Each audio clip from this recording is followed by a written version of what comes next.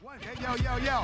That Busta Rhymes coming in live. Some of you niggas that we knock shit down for 9-5. I'm ready to set it, nigga. Yeah. Check it out. Yes, y'all, in the party. I be Busta Rhymes, y'all. And my nigga Ramp, the last Boy Scout. Some of you what we talking about.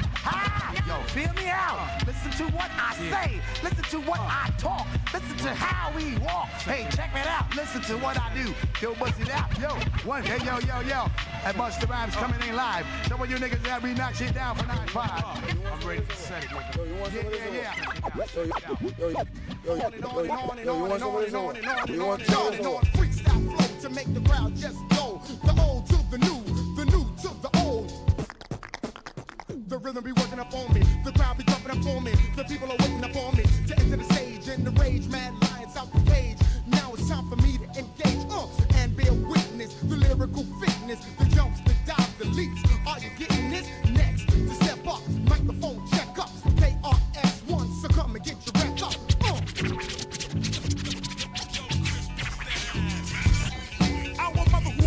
Number 7 is the weapon with the goddess. I'm stepping lyrically, I'm never begging you none. Then you ever been my hearing the best, my shit off.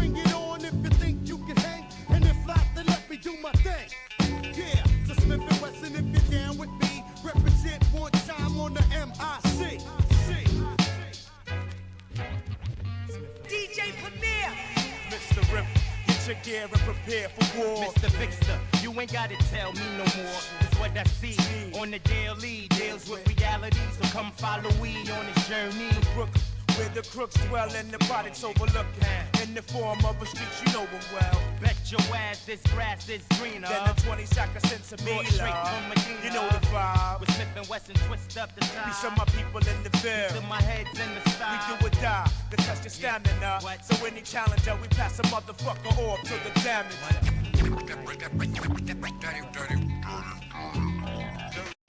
Super scientifical madness. My status is the baddest every time I bless the apparatus. You wish to take me out, so you study. Meanwhile, my clothes, mics and foes are left bloody. Cruddy, filthy from the ground on up. When I plan my attack, I doubt that you're ready. Rain on competition like razor sharp confetti. Kung fu techniques from the perverted monastery. Seafood room manipulates the microphone while rhymes like bullets penetrate your zone. We bring more drama than Kevin Costner. No, I'm not Jamaican, but yes, I'm a Rasta. And we about to bounce like a bad check. As as my man Mr. Dave would say, from the D&D All-Stars. Hey.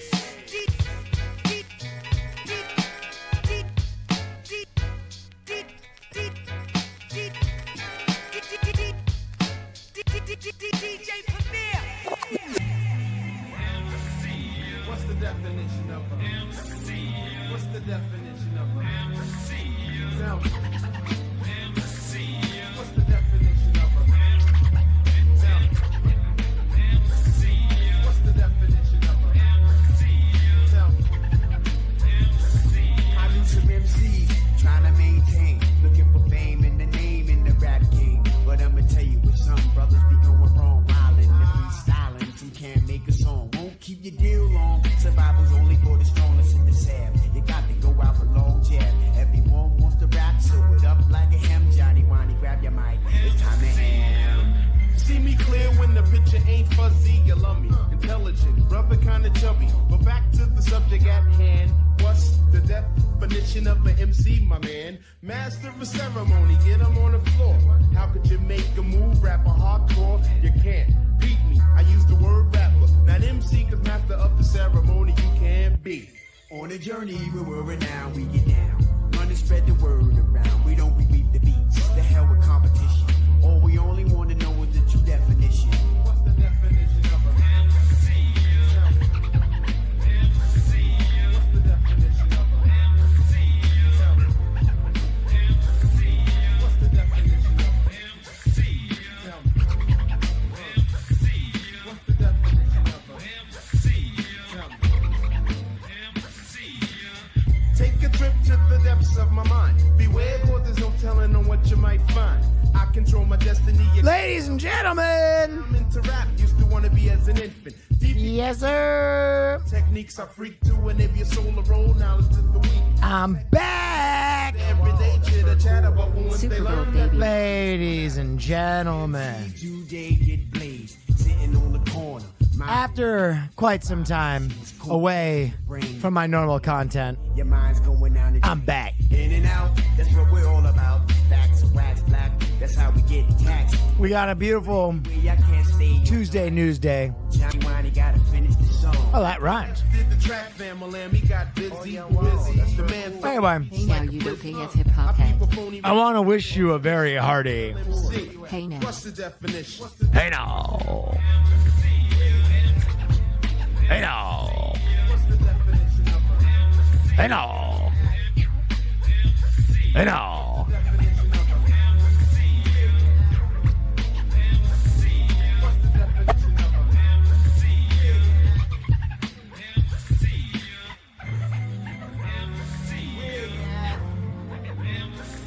MC.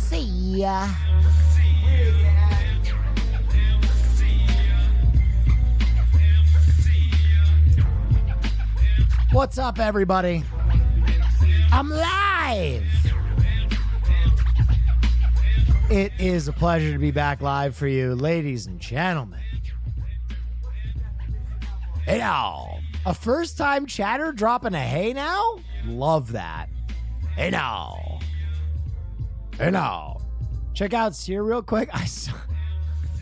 Man's got a full-on neck brace. Dropship vendor. Probably his wife's boyfriend taught it to him. You ever want to watch Sear brush his teeth? No. You don't want to see that. He looks like a serial killer. My man looks like a serial killer right now. He looks like he's about to cook you something while you're in a hole in his basement. You know what I mean? Slur boogie, slur boogie, slur boogie. He looks like he's about to make you put the lotion on the skin. It puts the lotion on the skin. Or else she gets the hose again. Everybody over there on You don't know what pain is. could begin. 2. Imagine the scene is set. Check the stats. I'm bugging. It's 15 MCs in that debate. We got a lot to cover. Love you, Nefferton, less We than. got a lot to cover. United States, gold medals, baby. Gold medals, baby. We got gold medals, baby. Thanks for being a great entertainer. United States. You know, to all my international viewers, peace and love, peace and love. You tried your best. But the United States dominating.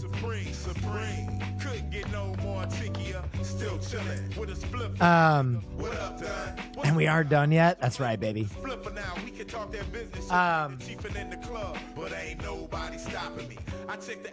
Dominated what? The Olympics. The Olympics. The Olympia. The other thing we gotta talk about, folks.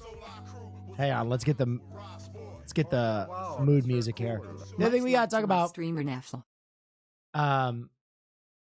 We got a football guy as a potential VP candidate. This is big for football guys everywhere. This is big. He's a football guy. Football guys are back, baby. Feels appropriate that we'll get football back in so soon now. We've had a bunch of training camp stuff. Dude, the Giants can't stop getting in fights. I don't know if you guys have seen that. I just want to talk about football. I'm sorry. So this is real. Yes, it is. Football is back, baby. Coach Walls. Coach Walls. That's for cool. Go Bills. Walls is in the game on 4th and inches.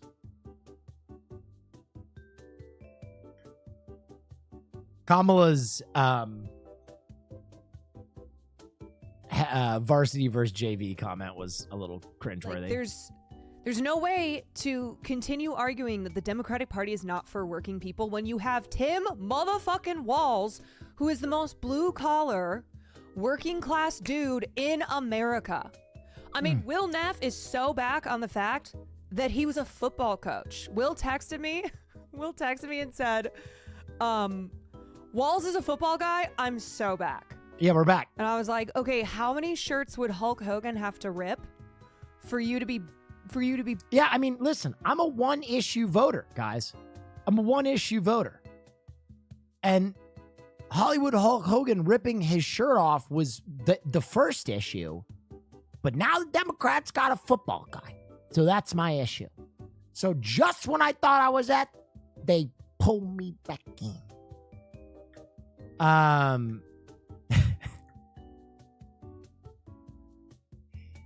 State champs. I vote on women's rights only. That's a good issue. I probably would vote based on that more if more women played football. I'm so sorry I said that. It felt funny in my mind, but it wasn't as funny when I said it. I'm sorry. No, I thought he did a great job. I think everybody's feeling a little libbed up today. Everybody's feeling a little libbed up. But we're not going to get into that. Big moment for football. Hey, it's a big fucking moment for football guys. All right? Big fucking moment for football guys. Hey, what's up? Straight vibes. Yeah, I mean, this was a big Olympic moment in more ways than one. The Olympic pole vaulter smacking his meat on the pole was pretty, that's disappointing. To lose like that. I mean, look at that thing. back and to the left, back and to the left, back and to the left. You know, I would like to see the transphobes respond to this. You know, everybody's saying, Oh yeah, wow. trans athletes are going to ruin the sport, but little did they know the penis is such a liability, you know? If this guy had gotten gender reassignment surgery, he would have been going home with the gold. I'm just saying. I'm just saying.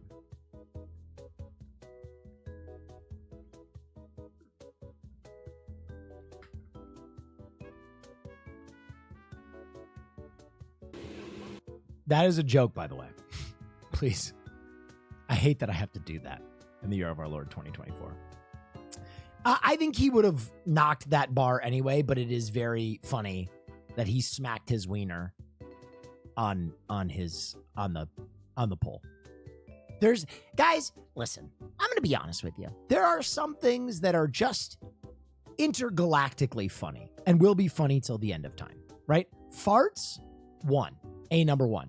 Getting hit in the penis, close second. There's nothing funnier than a sharp strike to the nards.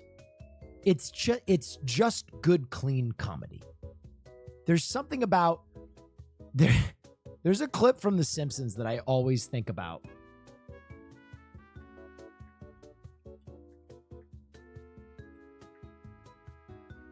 That perfectly illustrates this point. This international piece of cinema, absolutely genius. Hans Mole Man Productions presents Man Getting Hit by Football.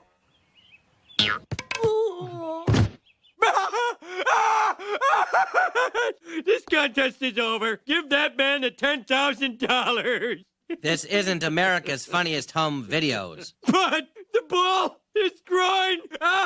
It works at so many levels. Roll it again.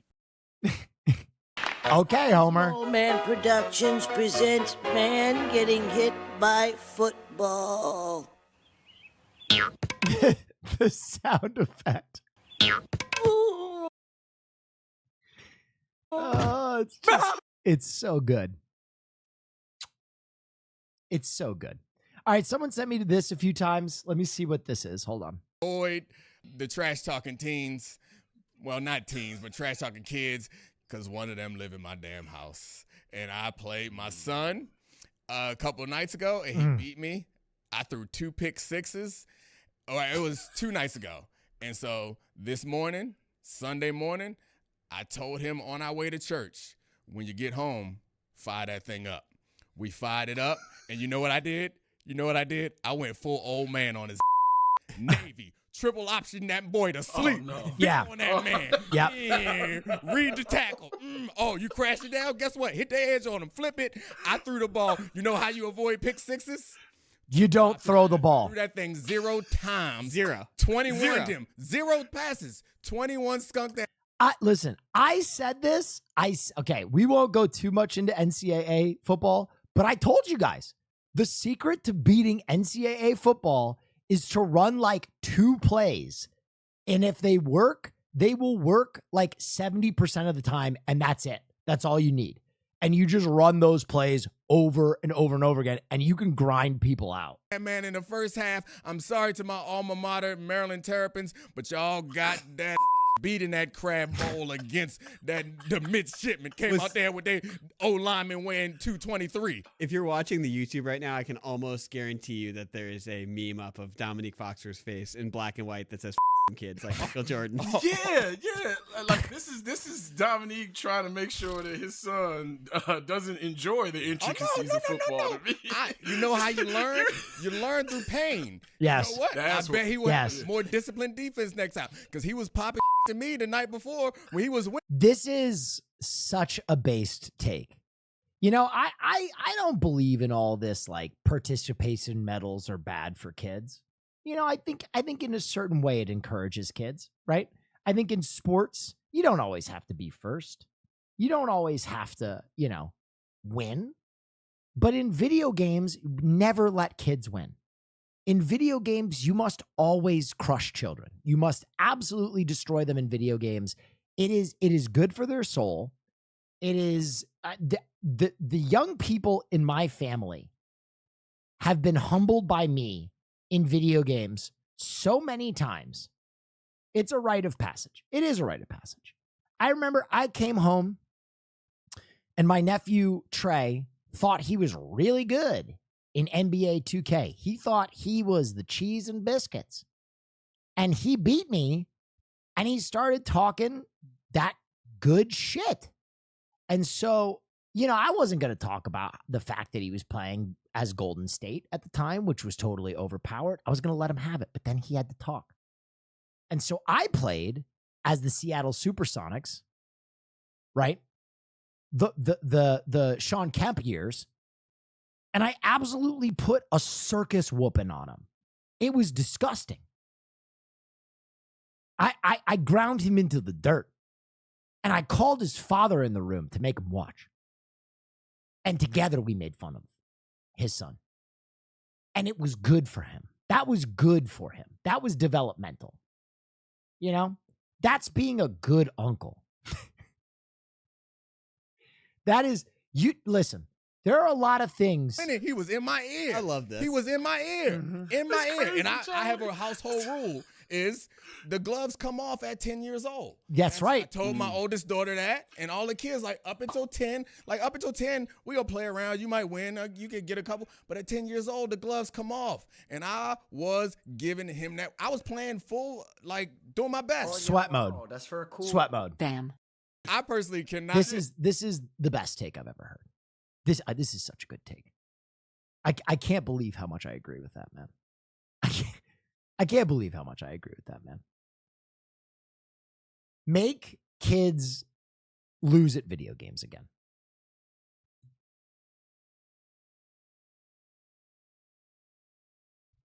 Justin Wong destroyed an 8-year-old online. Oh my God, there's no way. An 8-year-old?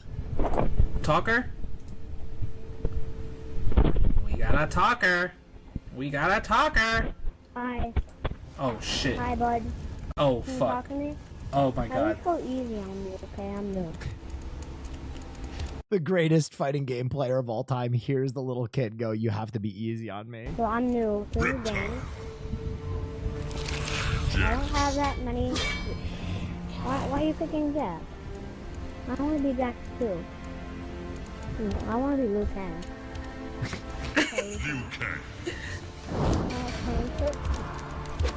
There's no way. Does he absolutely ragdoll him? There's no way. So, gonna do my time? No? Or are you in a party? Aw, you're gonna win. Can you please use it on me? New to the game. There's no way. There's no way he's sweating! Welcome to I'm new to the game. Welcome to the real world. No, dude! Okay, that's a cheat move. That's a cheat move. Welcome to the real world. Time to learn. You're gonna learn today. No, Justin! That, ladies and gentlemen, is a cheat move. Round 2. Fight. You're gonna learn today. Stop. No, you're not. Justin, please! No, you're using a cheat move. No, you're cheating. You're gonna learn. This is the real world. You learn it early, son. That's all you ever do in your house? I'm done playing now. Finish him. Dad, that was poetry. He held the rocket. And the kid said, "I'm done playing now." I'm done playing now. Justin takes a moment. I'm done playing now. He can be magnanimous and let the kid back in, and he says no. Rocket and then fatality for sure. Sure. All you keep doing is that. That's freaking not fair. That's all you're gonna do. Jax wins. Flawless How is that? victory. Wow. Wow. I'm done. Wow. I swear I am done. Wow. I'm going to hell, guys. Guys, I'm going to fucking hell. Oh my Hey, that kid God, I'm going to might become a fighting game champion one day because of that tutelage he received.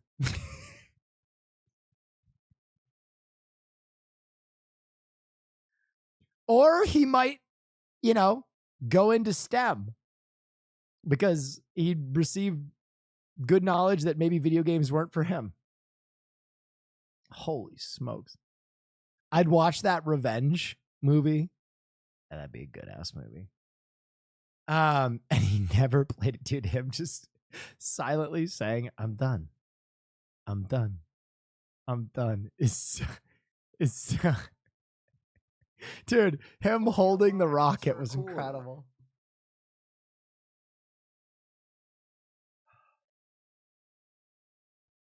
Thank you for that. Tim Waltz, football guy. West High School? That's correct. Is that right? You were also... Yeah, go ahead. I was just going to add, because I hope you were going to add that in, the football coaching. Oh, that's side what I of want to it. ask about. Well, thank you. Were you a position coach, offensive guy? I was a defensive coordinator. Okay. What'd you run? Yeah, we ran a 4-4. Yeah. At the time, I had really good athletes and good linebackers. How are your corners? They were good. That was an age when I was coaching that, it was unusual to see a 2,500 to 3,000 yard passer on the other side, but it was starting to come along. So they were running the ball a lot. Yeah. Yeah, so he ran a 4-4, so they only had one safety. Yeah. I appreciate you bringing this up. These guys were crowding the box, making sure they That's exactly it. And our guards, because contained. in high school, if you pull a guard, it pretty much know where the ball's going. And if you can teach kids to do that.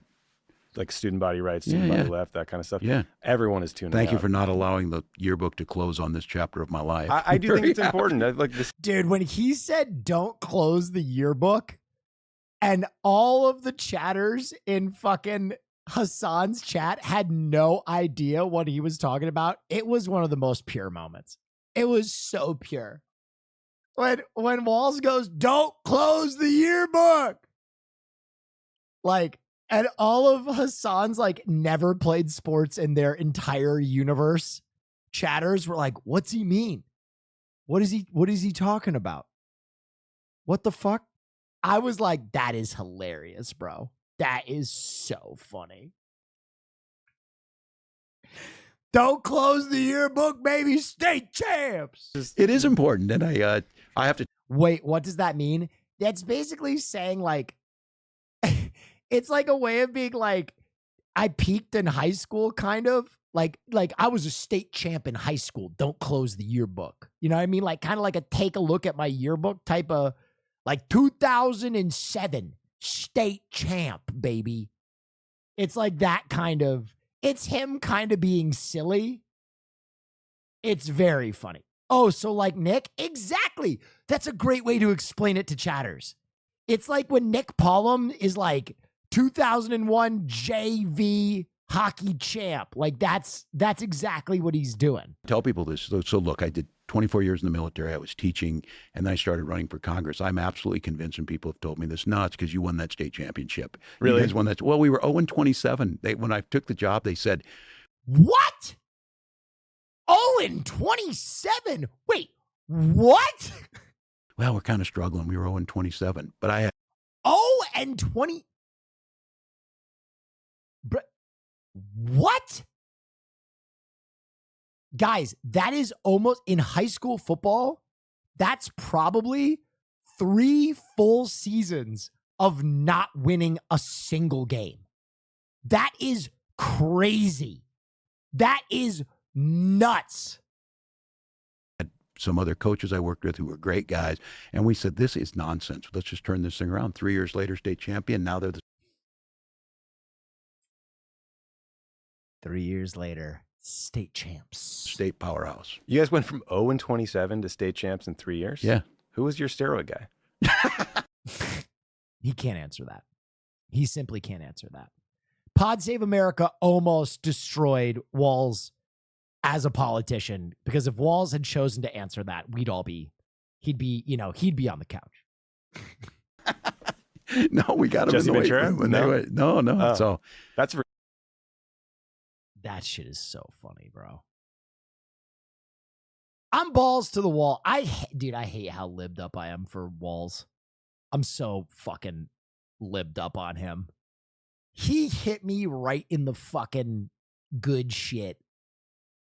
When he was like, some of us are old enough to remember, and pointed to his bald head and then went, you guys know what I'm talking about.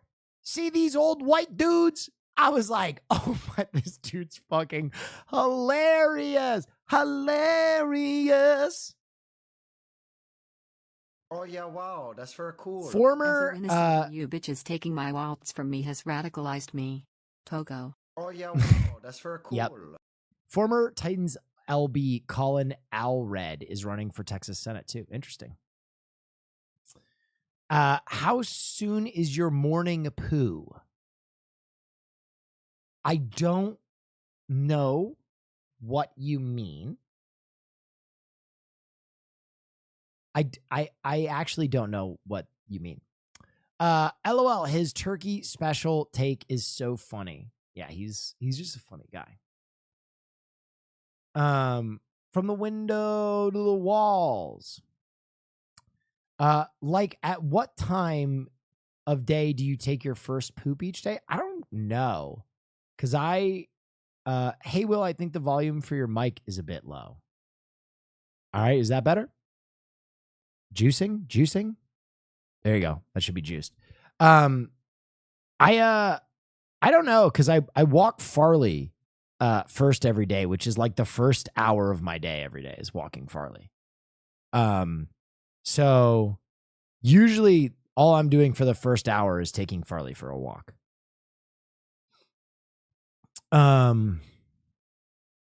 Full hour, lucky pup, dude. He's got that anxious. He's got that anxious energy. Will, I don't want to know this, and I know a lot about you by now. Okay, fair. Any thought on the Neighbors fight? Are you getting excited for football? I mean, 1 second, I'll answer that. Very important question. I'm doing fantasy football for the first time, and I got the 5th pick. I don't know who or what to aim for. Any ideas? Sure.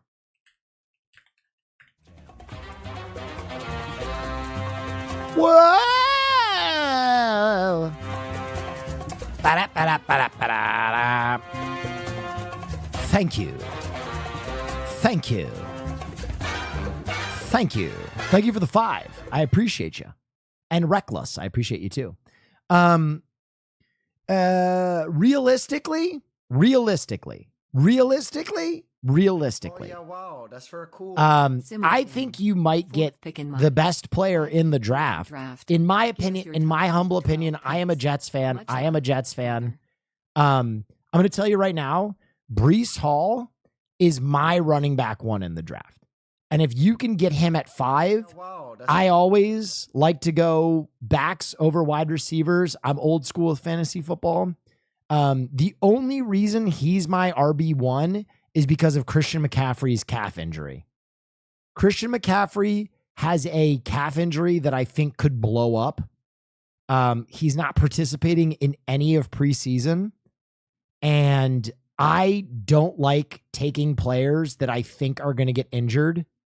And I think Christian McCaffrey is going to get injured. Now, if you're the first overall pick, still take Christian McCaffrey. You take that shit. You take that risk, right? With a player of his caliber, you take that risk.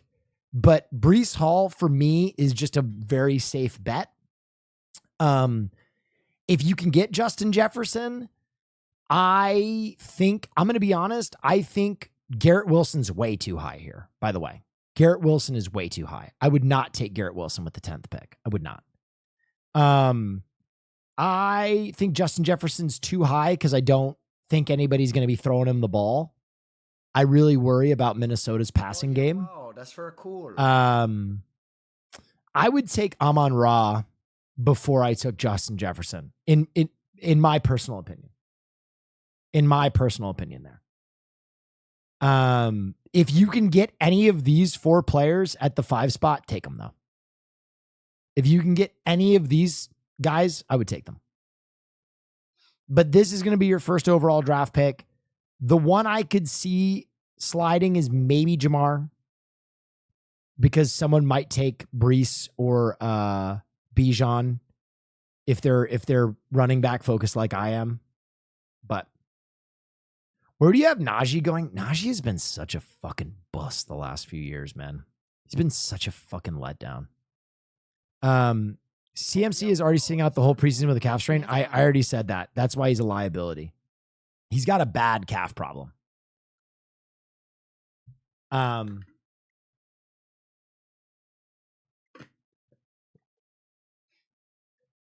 If you want my take on like some sleepers.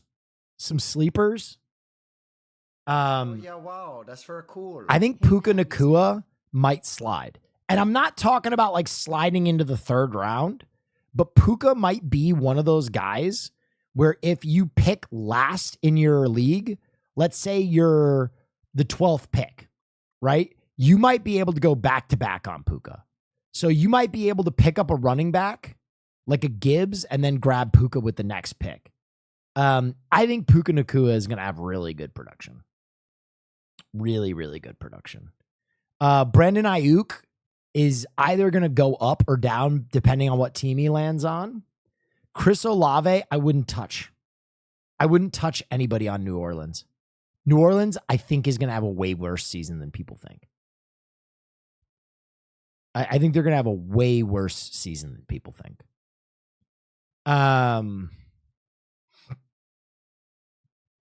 Malik Neighbors, I would take him higher. Malik Neighbors has been showing out in preseason. This dude can ball. This dude can fucking ball. Cardinals on their way up. I disagree. I think the Cardinals are going to have a dog shit season. They might be good in fantasy. And I'm going to tell you why the Cardinals are going to have a dog shit season.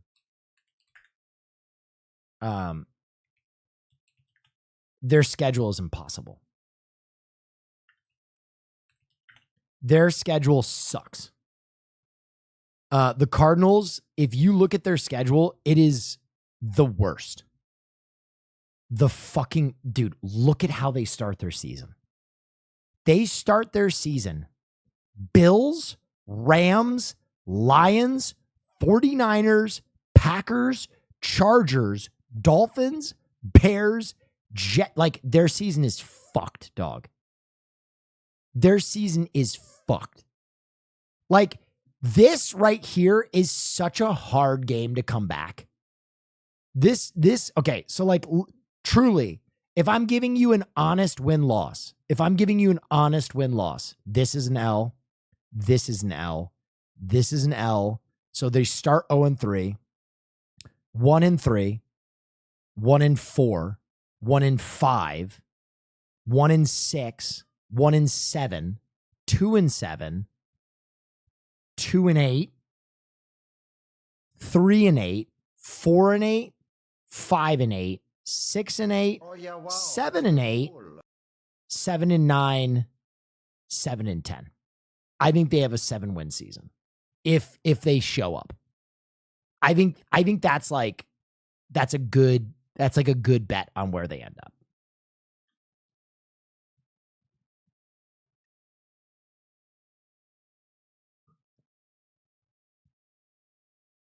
That little faith in the Bears? No, it's not that little faith in the Bears. I think the Bears might make the playoffs. But a team will find some wins. I think they beat the Jets. If the Jets are banged up, yeah, they'll beat the Jets. But the problem is the Jets defense is a nightmare for them. The Jets defense is a fucking nightmare for them. You see, Ayuk isn't going to the Pats. Yeah, it's really interesting that the Pats had a deal worked out and then pulled it, which makes me think that Brandon Ayuk is asking for something insane.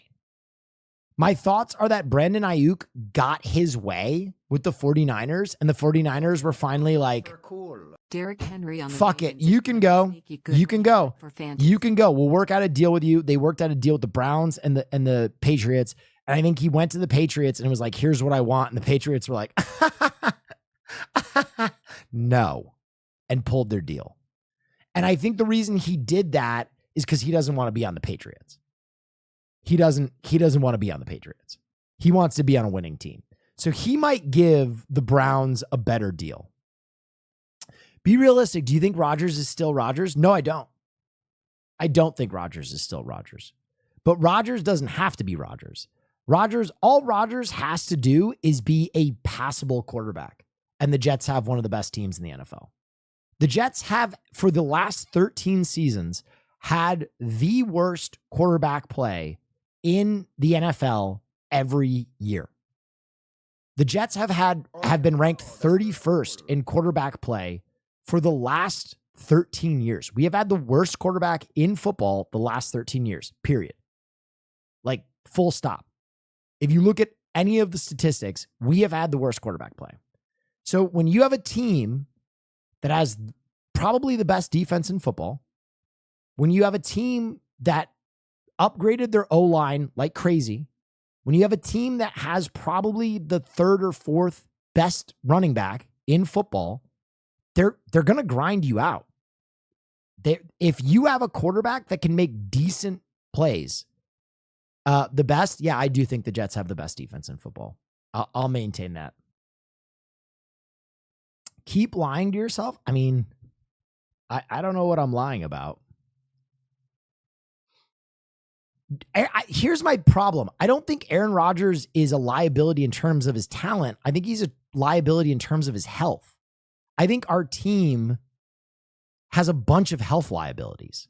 We have a wide receiver who's a health liability. We have a left tackle who's a health liability. We have a quarterback who's a health liability. We have a guard who's a health liability.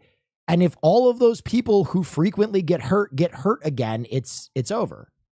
So like when you talk about the Jets, you have to talk about what they are on paper, right? Like you can't, I can add the asterisk, like will probably get hurt, which I'm very worried about. But if everyone stays healthy right now, that team will most likely beat your team. Like if everybody on that depth chart shows up, they're a really good team. Sadly for you guys, Hassan Reddick's contract talk is not going well for the Jets. I'm going to be honest. I don't even think they need him. I know that's a crazy take, but the Jets are so deep at that position. That's why I think they're willing to just ride him out and let him take the fines. They should have stuck with Bryce Huff, though.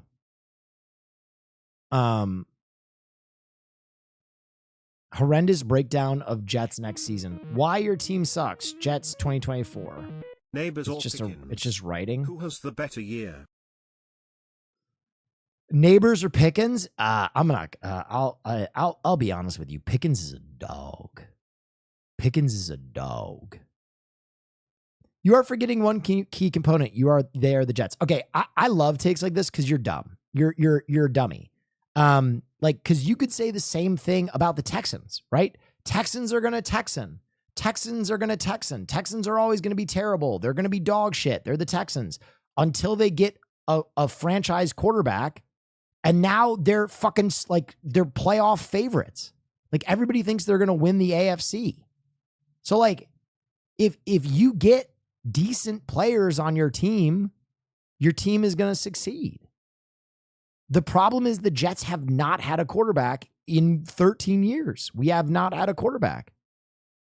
Like it's really hard to play the game of football without a quarterback.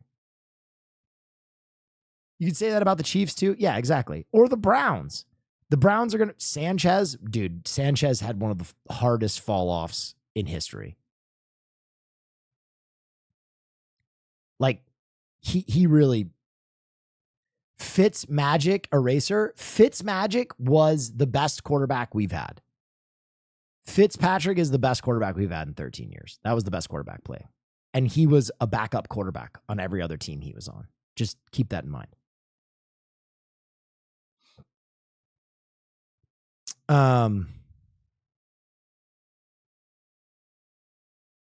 We'll read what Libtard Show said in chat. Is Austin Show here? What did Austin Show say? Neighbors or Pickens? I would go Pickens. Pickens, he's a dog. I think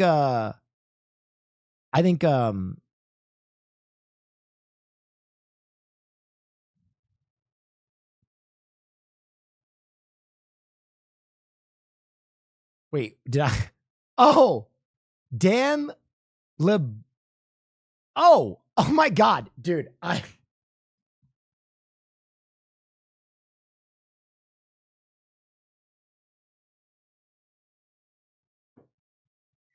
Dude, I'm so sorry. Is he actually in chat?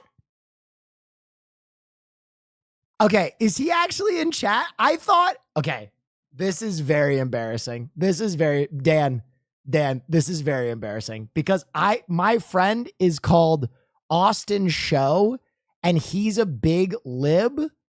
And I thought they were saying libtard show. As in, like, your buddy Austin Show is a libtard and he's talking about the walls. And I was like, all right, what's Austin Show saying? Dan, I'm so sorry, brother.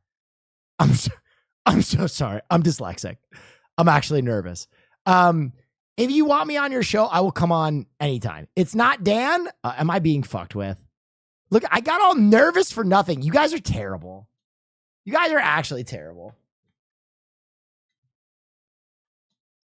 Is it actually him? It's just the social media guy? Okay, I'll come on anytime and talk football. I'd love to talk football. Wait, it is him. Just a fan of you that works for Dan? Oh, dude. I'll come on anytime. It's verified. Oh, okay. Listen, hey. Don't listen. Listen, if you're truly a fan, don't tell Dan about the first part of what happened where I read it as libtard show. Okay? Don't tell him I'm dyslexic, okay? Cuz that was not. Why does this always happen to me? Why does this always happen to me? When something cool happens to me, I poop my pants. Like that would be like, you know that fucking meme of like LeBron tossing it up to D-Wade and he's like doing this. It would be like if D-Wade, instead of slamming it down, like hit his head on the backboard. That is what just happened to me. I got an invite to go talk football on a football show and I started talking about Austin Show. This is the worst. Things are bad for me.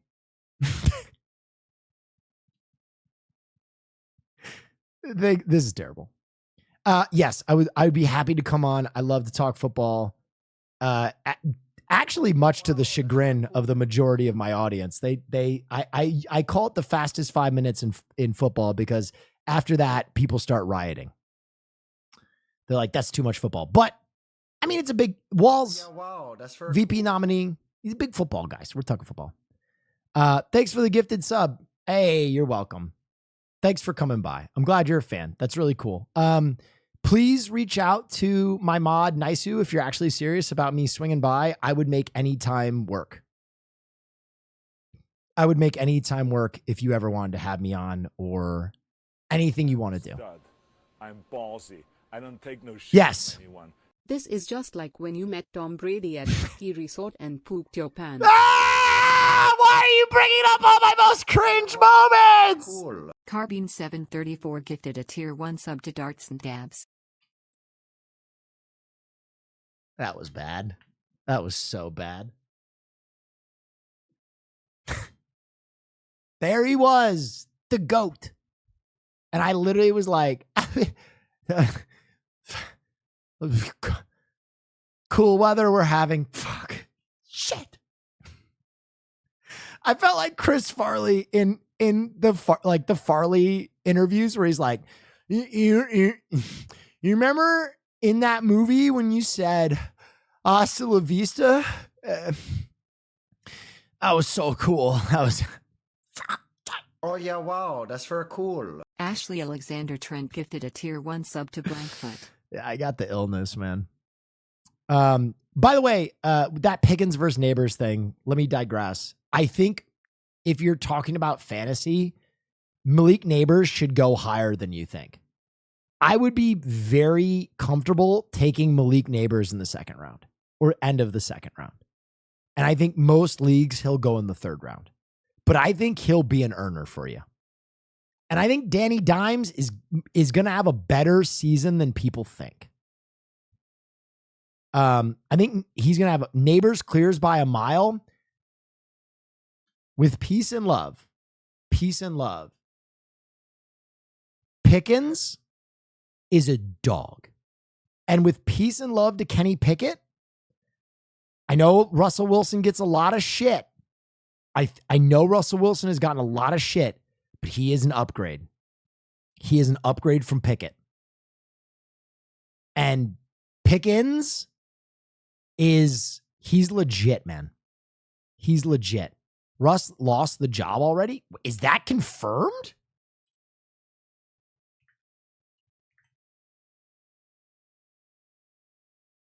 Brother, why do people do this? This was published an hour ago. Why do people do this?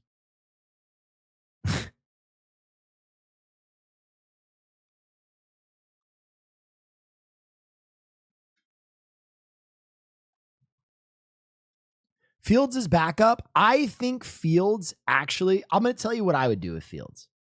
I'm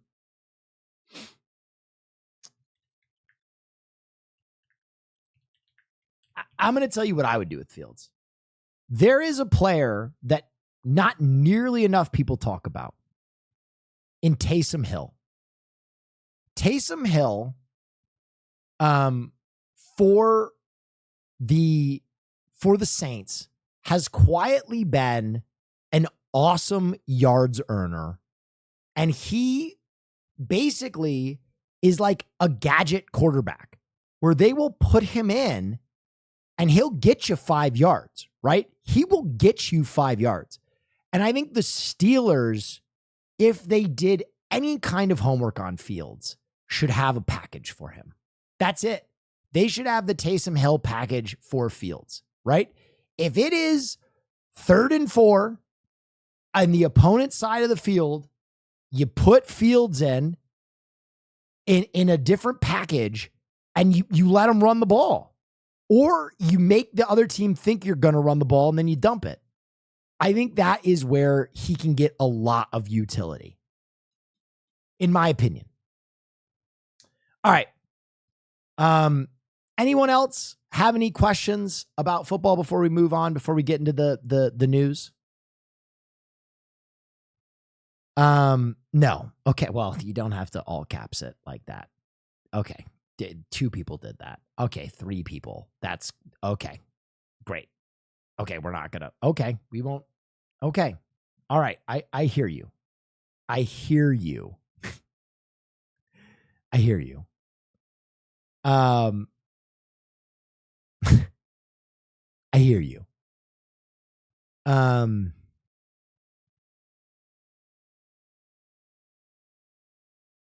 Wait, Cheeseball Man shared his identity? Wait, this is huge news. This is huge. Simple message from a masked man wishing to remain anonymous. News? Okay, if you've never been here on Mondays, we do all the news that's fit to print, and it's stupid news. Don't worry. None of it is serious. It's just dumb. It's like Cheeseball Man. Anonymous. He doesn't want you to know who. You know how superheroes are always anonymous. Wait, hold on. Come see me eat this entire jar of cheese balls on April 27th. If you cheese ball, they will come. Man, he really did draw a huge crowd here. What the fuck? The Atrioc clip made it in? Well, it's Tuesday. Yeah, I didn't stream Monday, so we're doing our Monday segment on Tuesday. Hey, everybody. My name is Anthony Poe, and Wait, Cheeseball Man is sexy? What the fuck? Wait, Cheeseball Man is hot? That ruined everything. I'm Cheeseball Man. I spent the past 7 months role-playing as a superhero in New York City. And to be totally honest, I did not want to make this video. I'll talk a lot about it at the end, but until then, let me tell you a fantastic story. It all started. That's so annoying. Yeah, I wanted him to be an underdog. I kind of even wanted him to be like, like malformed or like, you know, like a mutant, like a superhero.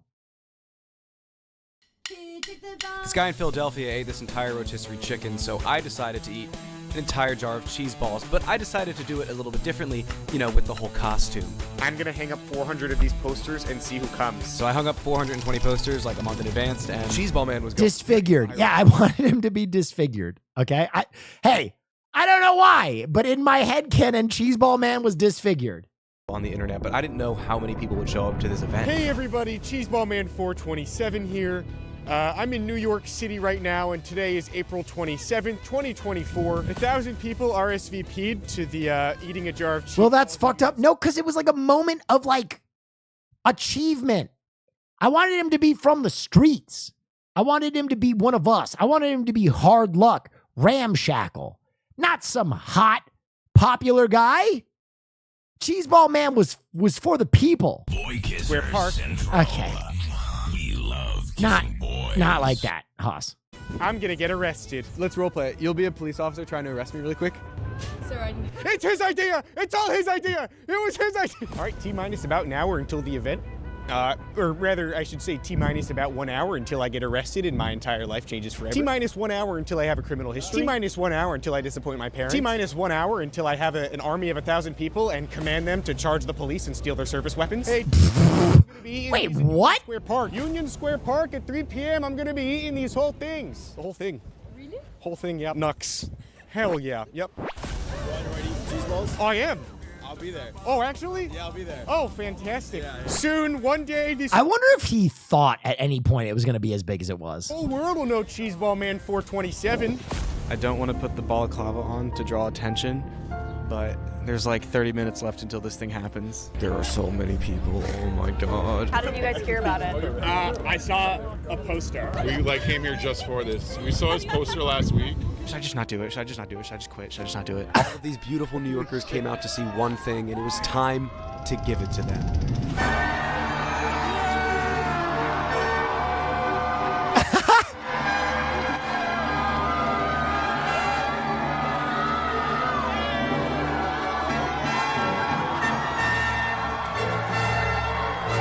Would I be able to eat all of these cheese balls without God, he's growing so charismatic.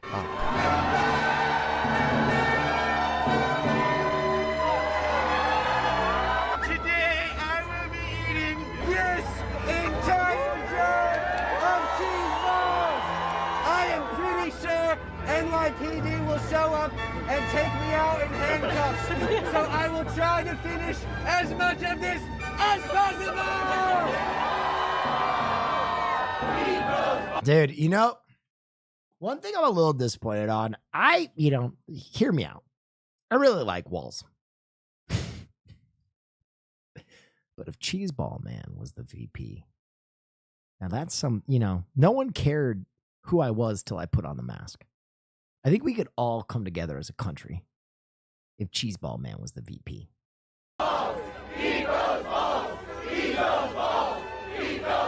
And eat those balls I did, one at a time with absolutely no experience. But let me just say, I love New York City. Now, Walls and Cheeseball Man, that ticket is unbeatable. That ticket is, I don't know who you could run against that ticket. You use an orange man to fight an orange man. This is awesome! This is awesome! Cheeseball for president! That guy gets it! That guy gets it! This was the moment that I can't believe that timing. I did not want to turn this into a YouTube video. It was the greatest and dumbest thing ever.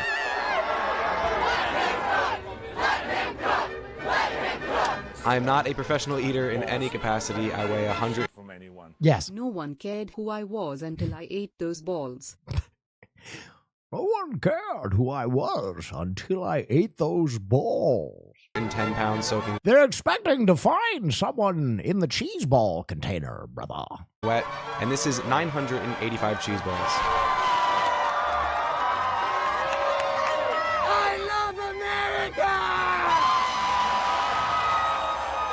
I mean, that's messaging you can get behind.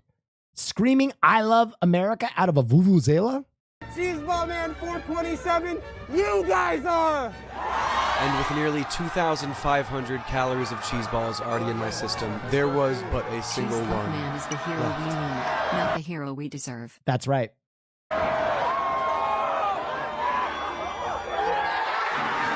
Pandemonium. Pandemonium.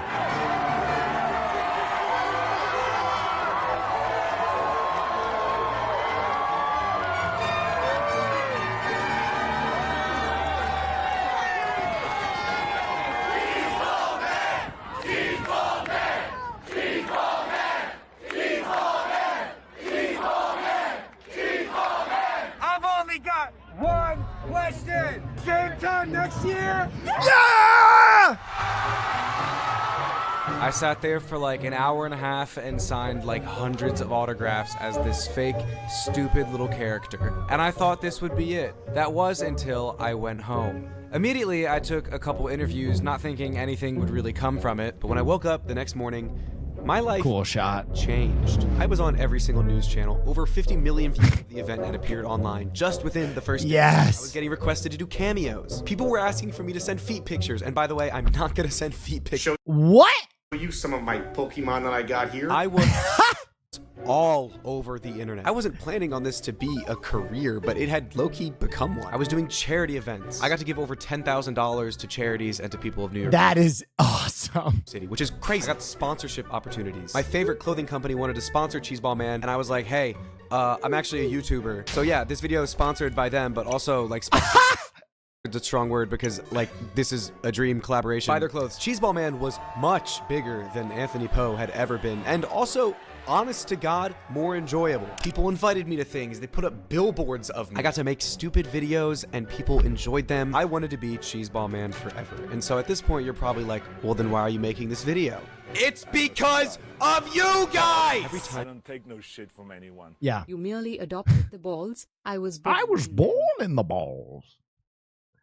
I would make a post on Cheeseball Man. A fourth of all the comments would be one of you guys saying, This is definitely Aunt Poe. No, this is definitely Anthony Poe. I had to mute the words Anthony, Pedro Pascal, Poe, okay, and that Tony, Tony. because if I didn't, the comments would get flooded by all of you. You guys made exposed videos on me. Well documented, well researched, well put together exposed videos. Dude, Pepe Sylvia, dude, the yarn on the board connecting Cheeseball Man videos. God damn. Researched, well put together exposed videos that I had to pay to get removed. Why do you keep your identity hidden? Why do we not get to know who this man is? Is he a menace? Who is Cheeseball Man? Many people are trying to unmask who the New York Cheeseball Man actually is. Will we ever know his true identity? I think it's better this way. I think the biggest draw is that he's hiding his identity. Yeah. Oh, it's getting hot. People are gonna find out. Why do you think people are so infatuated with you? I think the beautiful part of Cheeseball Man 427 is that anybody could be behind the mask, you know? I encourage people to do fun things. I like the fake Midwest accent he's putting on. You know, it doesn't have to be me. It could be you. It could be you two right there. You guys look like you could have some fun like this. I think you're not wrong there, actually. Cheese Man, I might try some balls a bit later myself. Thank you very much. Hey, yo. Thank you for those bits. Don't go anywhere. We'll have more of today and all the spectacular Yeah, dude, he had the same reaction. He's like, what? things that we feature on this show. Now, the story gets way crazier than this, and I'm gonna make follow-up videos on it. But thus concludes... Who is Banana Girl? ...videos on it. But thus concludes the fun part of the video. So if you just wanted to watch something goofy, that is it. That is the video. Thank you for watching. Oh, no. Now, I... Oh, no. ...have been depressed. Oh. I haven't told anybody that because I don't like making my problems other people's problems. This is cringe. This year's been tough for me for a billion different reasons, but I feel like I owe it to Cheeseball Man to bring it up because this was the costume that helped me escape all of it. It's really hard to show in this video just how much time I spent being Cheeseball Man, but it was more fun and simple than my life. I'm not asking for pity or help or kind words. I just wish I could have been Cheeseball Man longer. I didn't want to make... Dude, I hear you. If I could be a Cape Crusader Make this video and ruin Cheeseball Man for everybody else, but I also didn't want to ruin Cheeseball Man for me. That being said, I wanted other people to find the weird joy that I found in being Cheeseball Man. I knew my identity as Cheeseball Man was all but doomed, but maybe other people could take my place. Oh. And making a superhero squad. The League of Legends.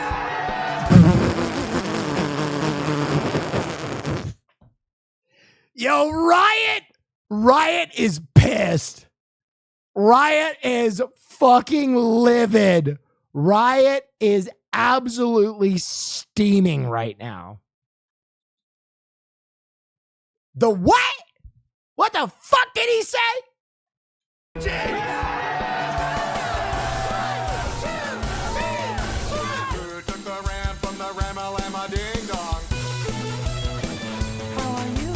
Okay, Sax Man, I'm all the way in on Sax Man. I'm all the way in on this guy.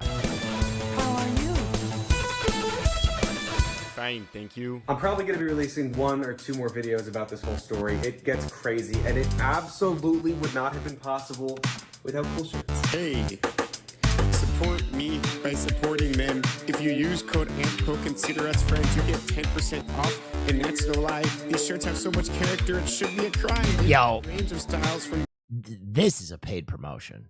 This man is doing the work. goofy to gothic, they got hats, jewelry, and things exotic. Look at this box, my shirts arrived in, put it on, now I'm extra stylish. I've been rocking cool shirts since 2018. You have no idea how much a sponsor means to me. I love their swag, I love their shirts. If you don't buy some, you're the worst. Get him on the pod. Never has anything more insightful or braver been said by chat ever. I do want to clean this stuff up. I feel guilty. Cheeseball Man left a Cheeseball Man littered. No, Cheeseball Man does not litter. Cheeseball Man stands for very good things. Well, you're really doing the work. I'm kind of just holding the thing. You bought it. Okay, let me message my producer real quick. It's fine. You spent money. Let me just message my producer real quick. Hold on. Fear and Ideas channel.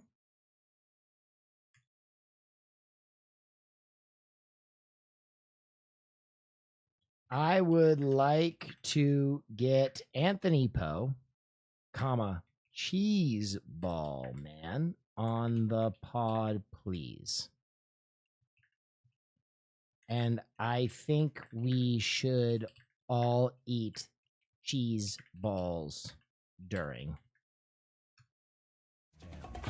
Thank you. It's a good message, Will. Whoa! Thank you for the 5. I appreciate you.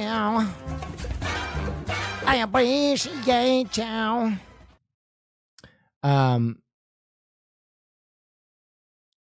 Anthony made videos with Sneeko before Sneeko lost his chill. So did Mr. Beast. I'm not gonna fault someone for that. He's Cheeseball Man, guys, please. He went to Rutgers and is friends with Alpharad. Oh, cool. King, Will Neff. This peasant looks entertaining. Summon him. That is not at all how that happened. I don't take no shit from anyone. Okay. Hello, Marker. This is Will Neff. I want the balls, guys. Fear and balls. Make it happen. I need those balls. Fleetwood Brat?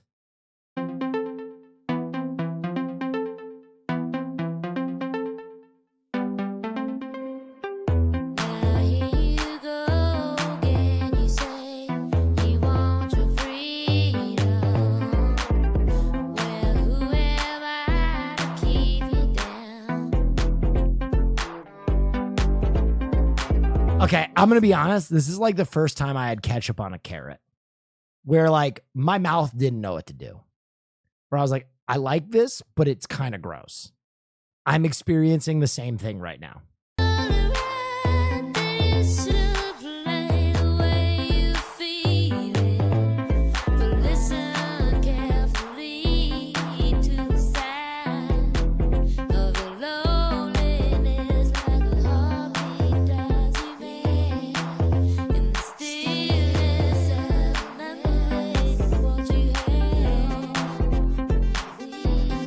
What you love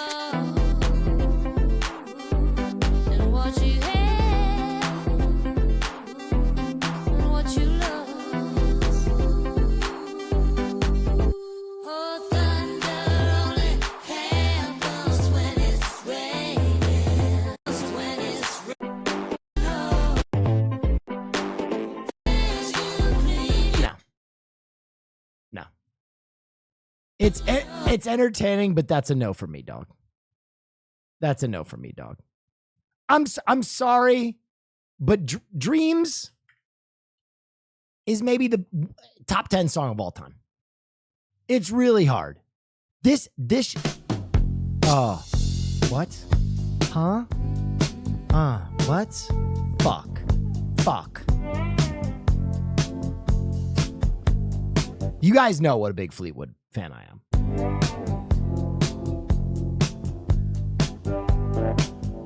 Now here you go again. You say you want your freedom. Well, who am I to keep you down? Dude, Fleetwood is so fucking good. I always put on Tusk. This song goes so fucking...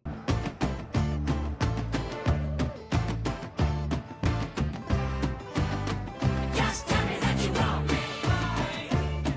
God, Fleetwood is so good. I always come back to Fleetwood, and I think they might be the best. Fleetwood is overrated as fuck? No, wrong. Completely incorrect. Completely incorrect. I think Fleetwood Mac might have 10 of the best 100 rock songs of all time. Easily. Just off the top of my own head. Dreams, Tusk, Go Your Own Way. Right? We'll just blow through it. You can call it another lonely day. The Chain. The Chain. Listen to the wind blow, watch the sun rise. Rihanna. She's like a cat in the dark, and then she... Okay. Landslide. If Landslide is not in your top 100 rock songs, something's wrong with you. Can I sail through the changing ocean tides? Can I handle the seasons of my life? Gypsy? Come on.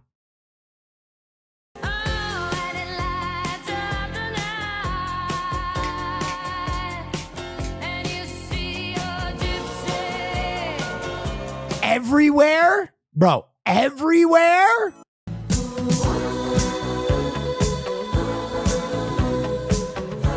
I wanna be with you everywhere.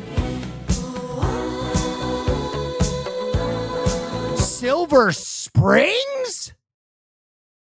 Tell myself you never loved me. No. Dude, I mean, they're not overrated. They have crazy bangers. Don't Stop. Oh, dude, come on. Yesterday's gone. Yesterday's gone. That's, and then You Make Love and Fun. Feeling it's time to try. That's 10. I would say that all of those are like really good tracks. Really good tracks. The other group that as I get older, we're going to get into the news. We're going to get into the news. Okay? I promise. We're going to get into the news. I promise you.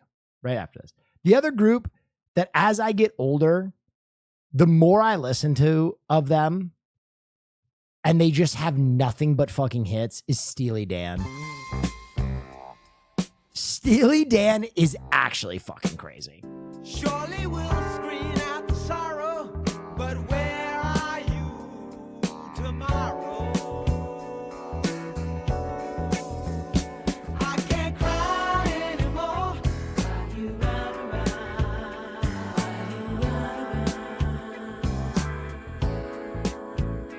break away, just when it seems so clear that it's over.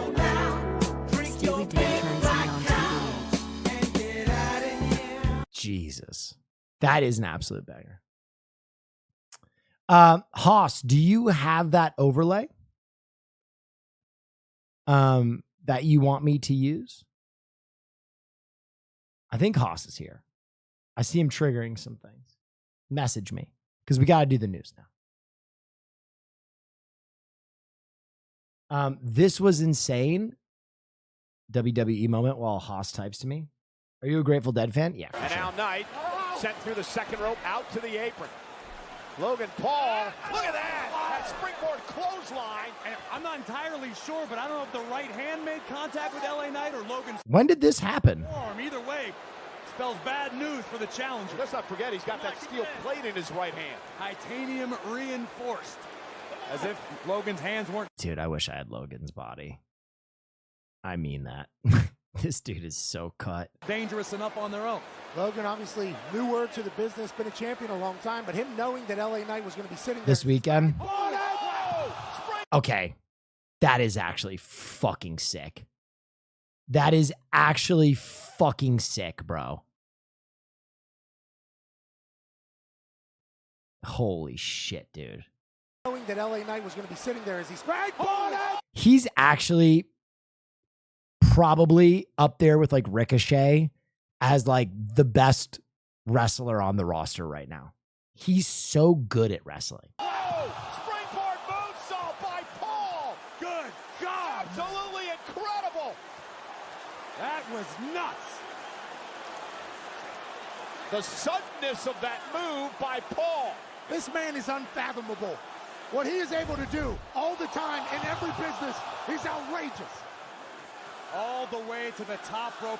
You still suck? Is that the chant from the crowd? That's fucking hilarious. Effortlessly. A sight to be. You still suck. For everyone in this stadium not named LA Knight. Tiptoeing the tightrope for Logan Paul as he takes out Knight. And now Paul looking to retain the United States title. And he's got the right hand cocked and ready to go. Looking for the KO punch on LA Knight. Knight, though, able to counter. Thank you for the bits. Replay that in slow-mo with Higher by Creed playing. Can you take me higher? Backslide now by Paul. Oh, that was really ugly. That's a really ugly way to end a good match. What a like that. This move is botched. Counter went for the BFT. Backslide now by Paul. Shoulders down to retain. Oh, he kicked out. All right, good. Bang! Right hand. Good night. Knockout. Paul took him out. Cover to retain. Hook of the leg and a kick out by. What are your thoughts on AEW? AEW's great. AEW takes all like the silly parts of wrestling and just elevates them. All right, what did Haas type to me? Ready when you are. You may need to turn the overlay volume up. Oh God. All right, Haas, it's all the way up. Go ahead and play what you're gonna play. It's time for all the news that's fit to print.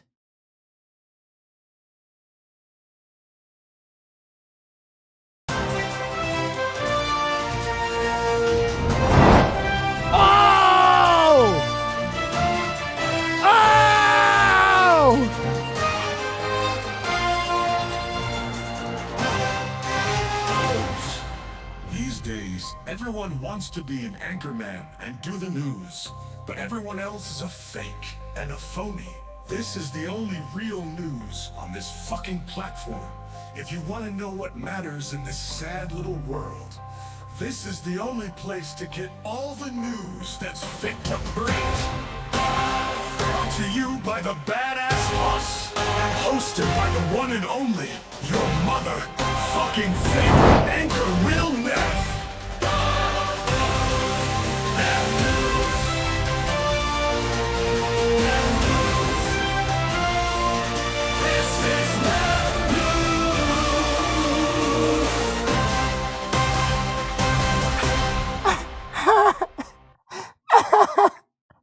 Dude, I can't get over Hassan Piker with the big fake letters. Okay, play it one more time. You gotta play it one more time.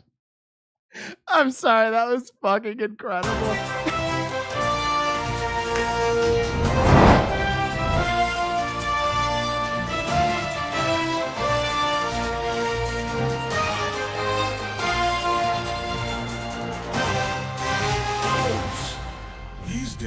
Everyone wants to be an anchorman and do the news, but everyone else is a fake and a phony. This is the only real news on this fucking platform. If you want to know what matters in this sad little world, this is the only place to get all the news that's fit to print. Brought to you by the badass boss, and hosted by the one and only, your mother fucking favorite anchor, Real Neff.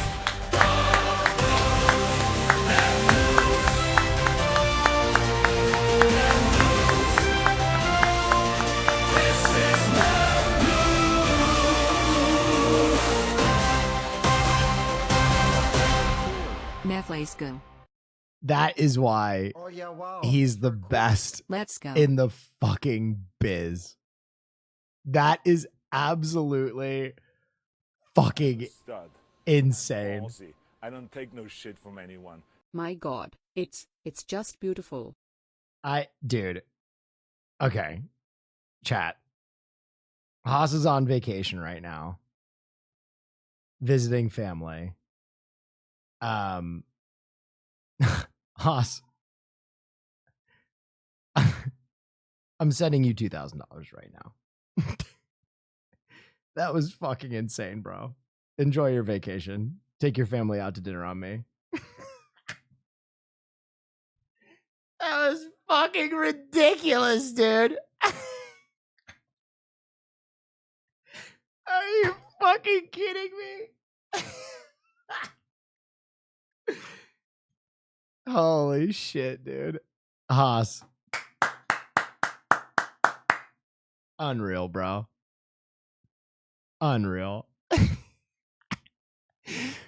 Fake phonies. One more time. Oh yeah, wow. Play it one more time. Play it one more time and then we'll do the news. Play it one more time, Haas.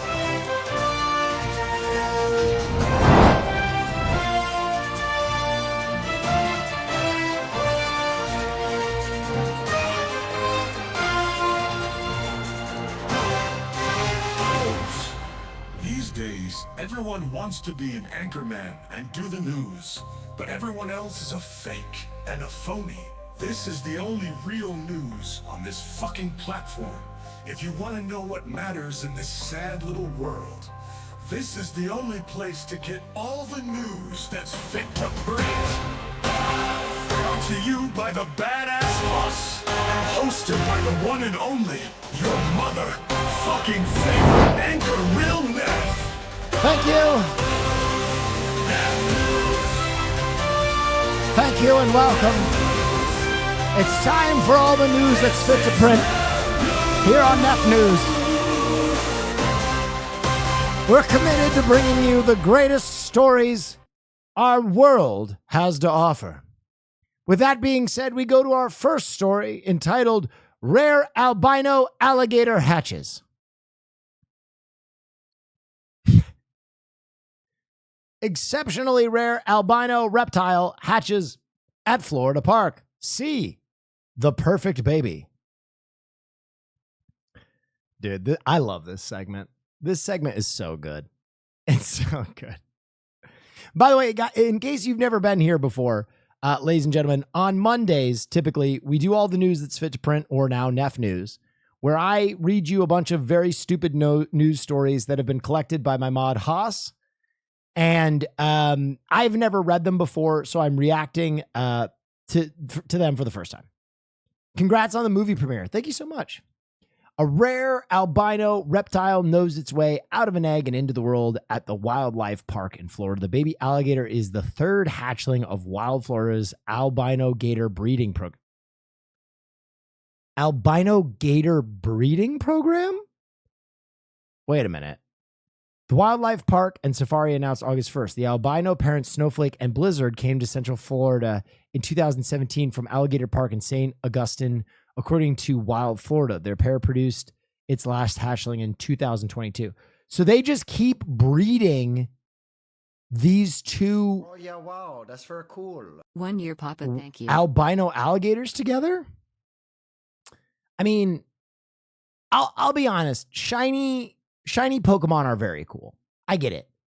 I get it. I forgive the animal eugenics because shiny Pokemon are very cool. You know what I mean? The blue lobster, this is very cool. This most recent baby incubated in a climate-controlled room for about 60 days before nosily wriggling out of its egg in the hand of the animal care team, Wild Florida said. With the hard work and dedication of our Croc Squad, we worked together to produce one perfect, healthy albino alligator hatchling this season. He's perfect. One of the Wild Florida employees said in a video taken during the hatching, "I had a baby brother, and he was perfect in every way." Rictus. The baby had a pinkish and yellow hue due to its exceptionally rare genetic variation that causes the gator not to produce any melanin, according to Wild Florida. That must be hard for an alligator. They're out in the sun all day. Very few of these albino creatures survive in the wild because their bright color makes it hard for them to camouflage. Oh, interesting. According to the Animal World and Snake Farm Zoo, it is estimated that there are fewer than 200 in the world in human care. They also need specialized environments to protect their skin from getting burned by the sun.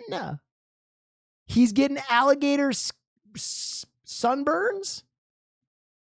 That sucks. That is so funny.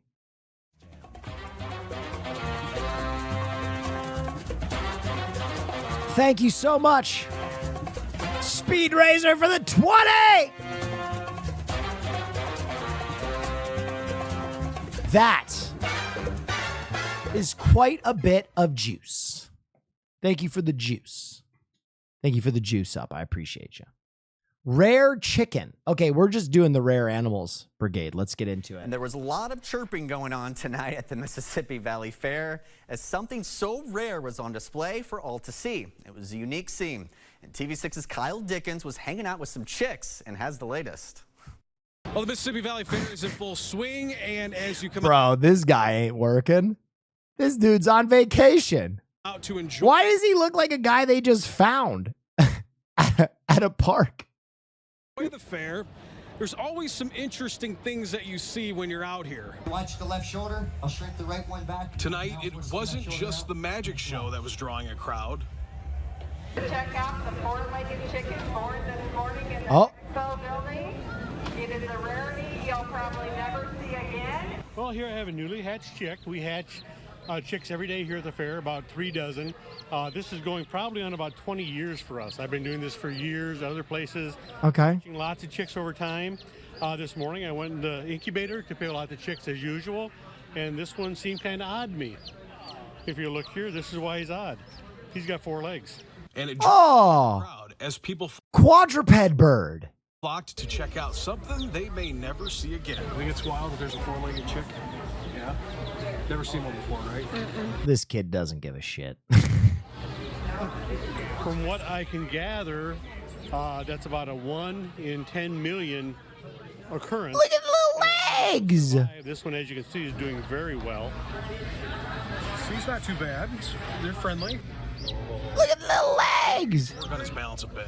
Casas Farm is located just outside of Eldridge, and they are certainly no stranger to the Mississippi Valley Fair. It's got to be close to. All right, are you team sunburn alligator or 4-legged chicken? 20 years for us. We have brought in by the fair. Kent Feed is our sponsor. They help us come here and do a lot of different things. 4 drumsticks? Don't even say that. Tyson is going to start breeding these in the lab because they're like, we can get extra drumsticks. Oh, yeah. Do all this. We go to schools, also educational projects and things like that. Casas says the future for this young chick is actually looking pretty bright. He's doing very well. He's eating, he's drinking. I don't see anything other than the legs, 2 extra legs. That really is Please anything tell me different. you saw the T-Pain scroll at the bottom of the screen. The T-Pain scroll? T-Pain pauses Mississippi Valley Fair concert to address crowd after bottles thrown on stage. Close to 20 years. For this young chick is actually looking pretty bright. It's hilarious. He's doing very well. He's eating, he's drinking. I don't see anything other than the legs, 2 extra legs, that really is anything different. And all right. A little bit of good news. Team Four-Legged Chicken absolutely crushed albino alligator. And raise it at home. So you won't be seeing this chick on any menus at the fair midway anytime soon. He will undoubtedly spend the rest of his life with us at our place. Now, when asked about his up-and-coming fame, the chick had a lot to say. Good point. Do you have a name for this chick yet? We do not yet. My wife hasn't seen it yet, and I'm sure she'll have a name for it. Reporting in Davenport, Kyle Dickens, KWQC TV 6 News. Huh. Four-legged chick. All right, listen, I forgot about a story we need to talk about. It's news related, but it's also football related, but it's also animal related. It's also animal related because it has to do with pit bulls. Mainly Mr. Worldwide Pitbull. This is one that I'm adding to the lineup. Pitbull is going to pay $1 million plus a year to change the name of Florida International University's stadium to Pitbull Stadium. And from one Miami native 305 representative to another, what this means is real simple. You know, coming from Miami, you got that chip on your shoulder where you're just the underdog of all underdogs. And you're constantly trying to figure out ways on how to do things that nobody Sorry, Haas. or they thought that it was unbelievable and impossible. So to be able to pull something like this off, I want to say thank you to FIU, to all the administration, the staff, the students, to be able to have a Pitbull Stadium and Mr. Worldwide, and inspire them that no matter what, I say it all the time, why dream when you can live it? And it's definitely an honor, a blessing to be here representing FIU and having the stadium named after me. Absolutely. And I can only imagine people watching this, they're trying to figure out, okay, what's the backstory here? What sparked this groundbreaking partnership that you have with FIU right now? What sparked it was basically some creative minds coming up with something that nobody thought would be possible. Once it got to me, I said, absolutely. Sorry about that. I actually have amazing ties to FIU with family members that have gone to FIU, friends that have gone to FIU, graduated from FIU, and constantly have represented the Panthers throughout the years. And I feel like I've grown with FIU throughout the years in Miami. I've been able to see it just go from something that nobody spoke about and now very respected university, academic-wise, and on its way as far as sports as well. So to me, again, I say it's a blessing and honor and amazing to be here having this conversation with you about the Pitbull Stadium. And it's a 5-year deal for $2.3 million a year. There's going to be an anthem made for FIU athletics by you. What do fans expect in that anthem? Well, you know, that's a good question. I was at the press conference. I was telling them what we need to do is let the kids tell us what they want. So I'm going to put out basically a poll so they have their slogans, what they say every day, what they got going on, and then we'll figure out how to put the record together.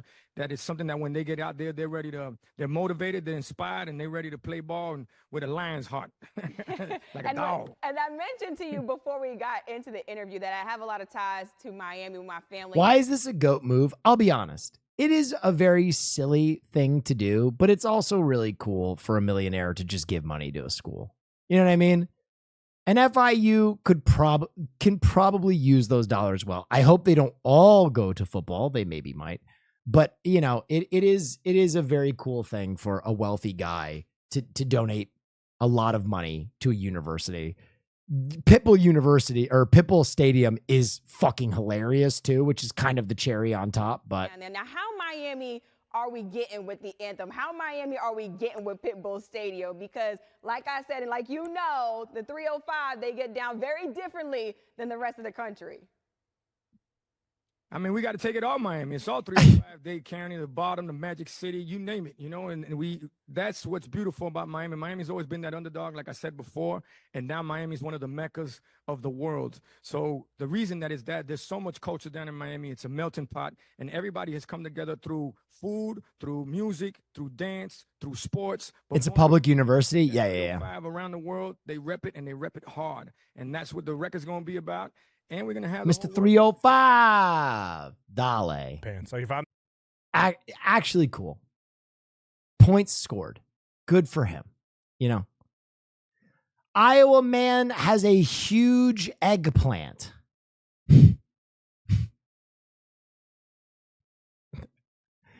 bro, that's a chode.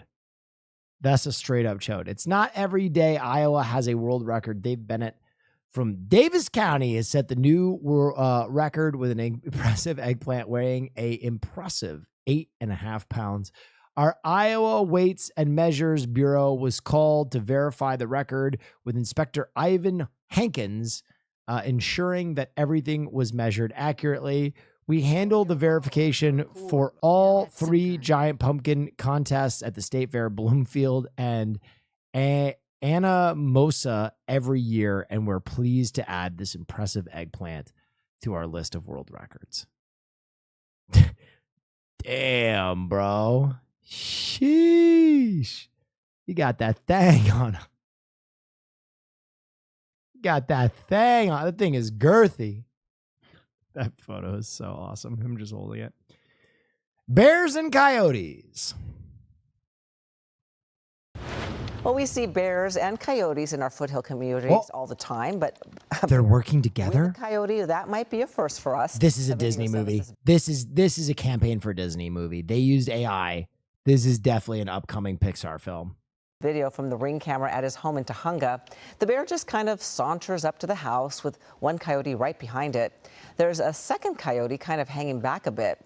Then at one point, the first coyote gets right up behind the bear, but then he seems to think better of it and scampers away. You can't blame him. Hello, I'm Mark Brown. Get more great ABC7 content by clicking Bears and coyotes working in cahoots? the subscribe button. Dude, something's going on with the bears. I feel like the bears are getting smarter. You know what I mean? I feel like it's Planet of the Apes, Planet of the Bears. I, for one, would be okay if bears took over. I feel like I'd be okay with it. Strangely okay. Runaway tortoise.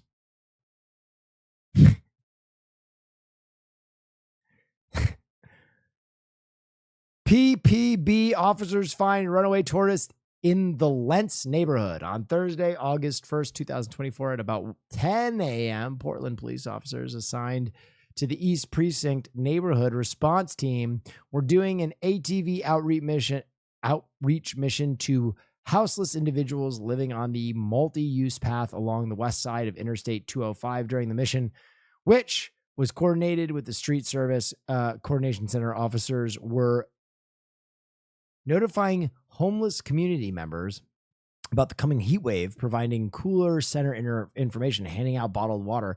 Dude, okay, way to go, Portland. What the fuck? While working just north of the southeast Flavel Street, the officers spotted something unexpected, a tortoise walking down the middle of the path. Recognizing that this might be a runaway pet, the officers caught up with the fugitive reptile. They contacted the Multnomah County Animal Control, who sent an officer and determined that the tortoise's name was Bowser, and he was reported missing from his home in the 9700 block of Southeast Claiborne Street on Tuesday, July 30th, 2024. The animal control officers who contacted the grateful owner who picked up the escapee from Multnomah County Animal Shelter. It's not clear where Bowser has been for the past 2 days or how he traversed the interstate freeway, but PPB is gratified that he's safe and sound and back home with his family. Bowser the tortoise on the lam. So long, gay Bowser. Raccoon freed after getting its head stuck in jar on Long Island. The interviews on this one are going to be hilarious. I'm calling it. The interviews on this story are going to be amazing. All right, a raccoon on Long Island got itself into a tight spot. Maybe he hit up the $5. He probably did. It got itself stuck. So take a look at this video here. This is from Farmingdale. This raccoon got stuck in a jar. Got his little head stuck in that jar. Someone did call Long Island Cat and Kitchen Solution. The animal rescue group usually does pick up. Cat and Kitchen Solution? That seems like such a broad area of interest. Cats and kitchens. They're available 24/7 for these types of emergencies, but a worker for the organization came out and managed to trap the raccoon. It turned out to be a young raccoon with some oil and a lot of twisting and turning. That raccoon was finally freed from that jar. Cool. There he is with his head in the jar. Thank goodness. Okay. Yeah. That raccoon looks like the Slender Man. All right. Damn, they didn't interview anybody. Long Island interviews go crazy. Armadillos attack Florida man. Now, here we go. Now, this is... Okay. It's a night cam. Guys walking. Okay, I don't even see the armadillos. Where would they come from? Oh, shit. There he is. Bottom left. Oh, my God. Oh, my God. What's he doing? Oh, shit! Okay, this second armadillo had no idea they were attacking. He was just in it for the good times. He goes over here, he's like, hey, what's going on, bud? And he catches a fucking two-piece from... Oh, shit, what the hell? He catches a goddamn two-piece from this guy in his Birkenstocks. Let's take a look here. Let's action replay. First one attacks. Second one's along for the ride. Let's slow it down a bit. He steps back. Pow! Right in the kisser. Takes it off its feet. And then he drags the other foot. Pow! Oh, man. And they learned a valuable lesson that day. Accidental rodent roundhouse. Exactly. Okay, I don't know how I feel about this story. Apparently, this horse is sexy.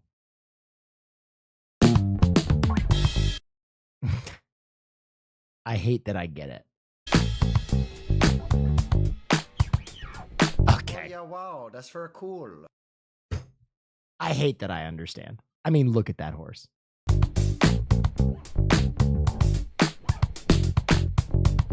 It's like the Jason Momoa of horses.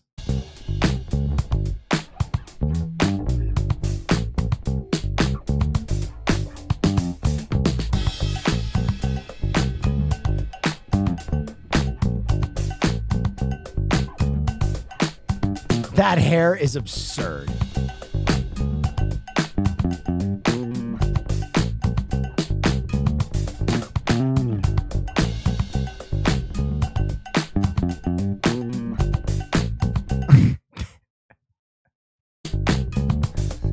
No, not 50 Shades of Hay. No, dude. Oh, no. With the fucking porn music.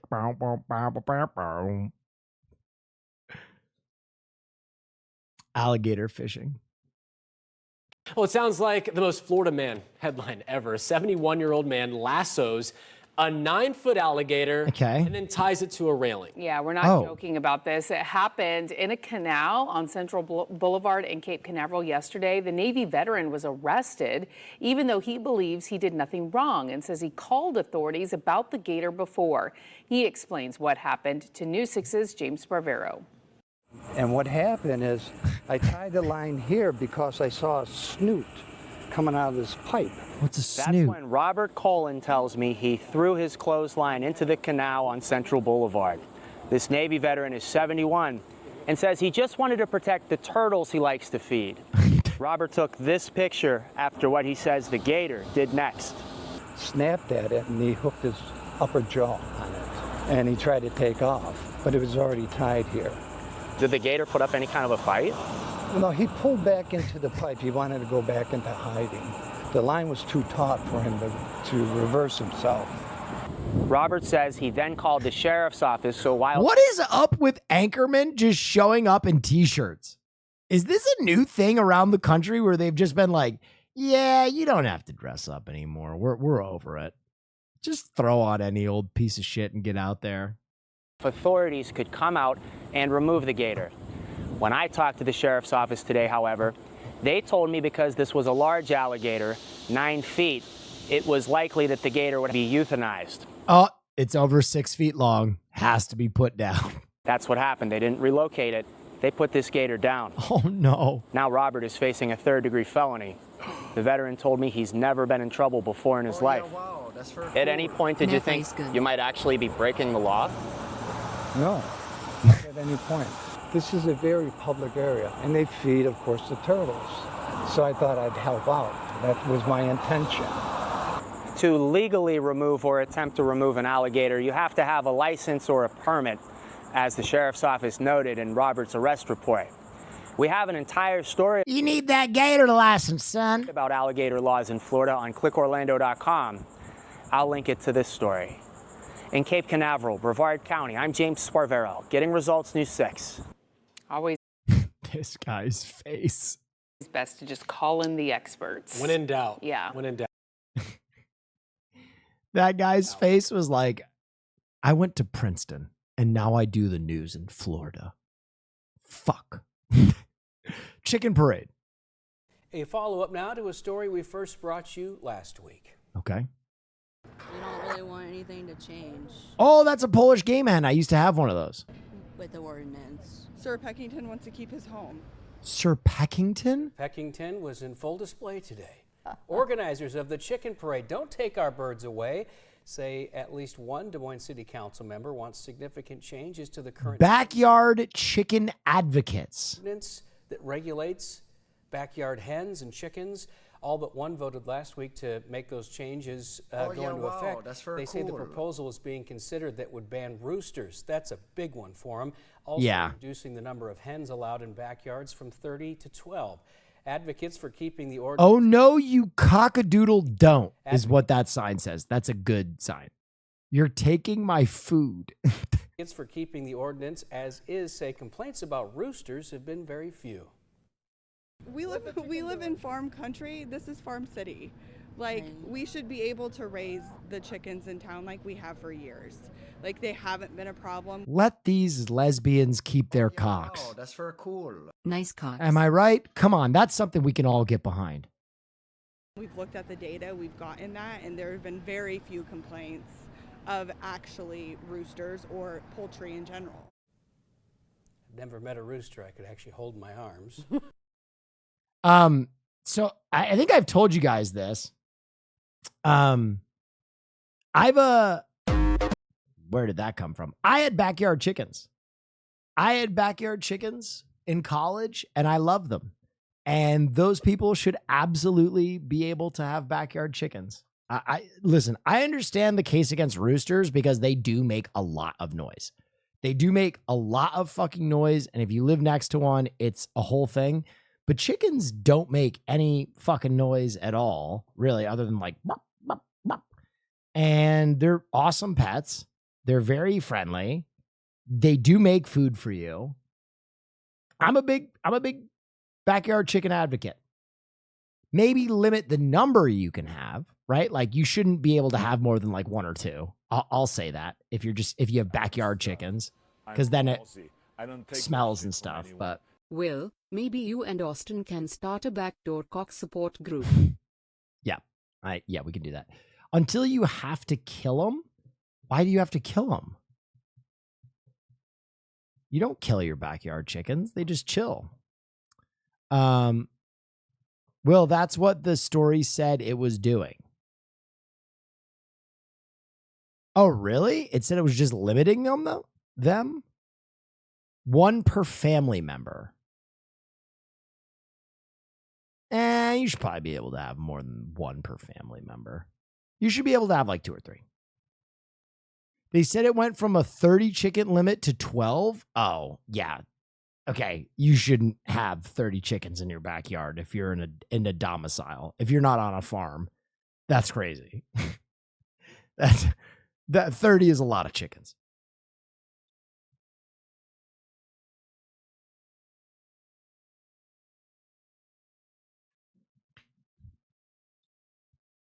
I had 2, and it was nice.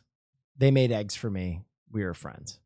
Dolce & Gabbana launches dog perfume. Wait.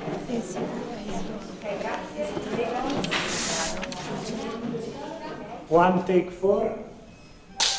I am delicate, authentic, charismatic, sensitive, enigmatic, rebel, fresh, irresistible, clean. 'Cause I'm not just a dog. I'm Fefe.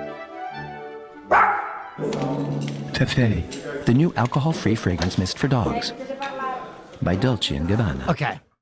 I know what you all want me to do and make fun of this. But I have never been so in on a product ever in my life. I have never been so in on a product in all my life, and I'm definitely going to buy some Fefe.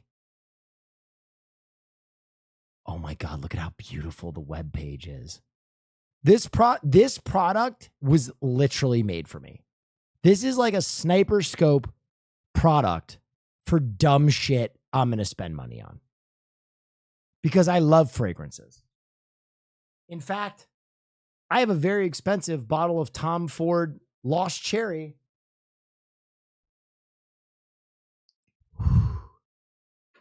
that I use before every stream.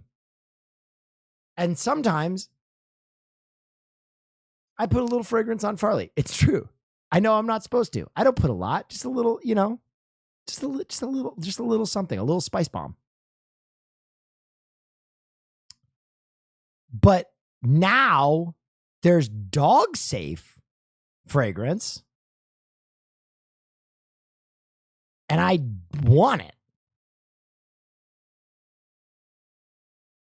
You use cologne to stream by yourself? Yeah. So I have like an intense olfactory, and I just like smelling good at all times. I use fragrance every day of my life. And it's nice to, dude, Lost Cherry is wild. That shit is, I hate to sound like Jeremy Fragrance, but that shit I'm boss. hits. I don't take no shit from anyone. We need a Marco St. Marco X Farley recreation of that Fifi ad. Okay. I could work on that.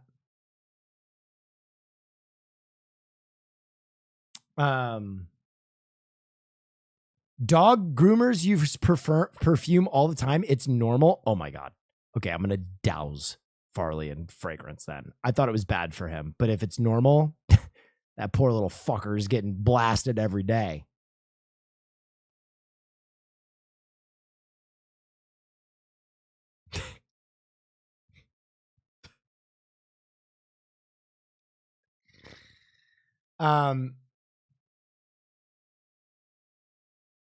Anyway.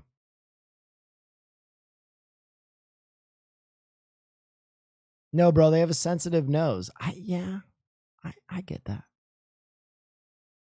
But it has woody and musky notes. Okay, this is how you do it. Spray Fefe on your hands or on a brush, and then proceed to rub your dog's fur in the middle of the body towards the tail. See, that's it. You don't put it on their face. I already did that with Farley. I usually put it on his, like, legs.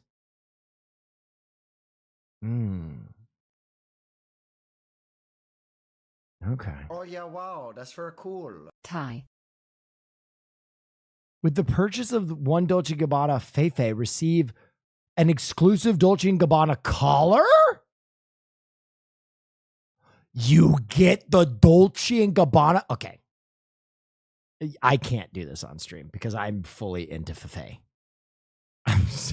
I'm fully into Fefe.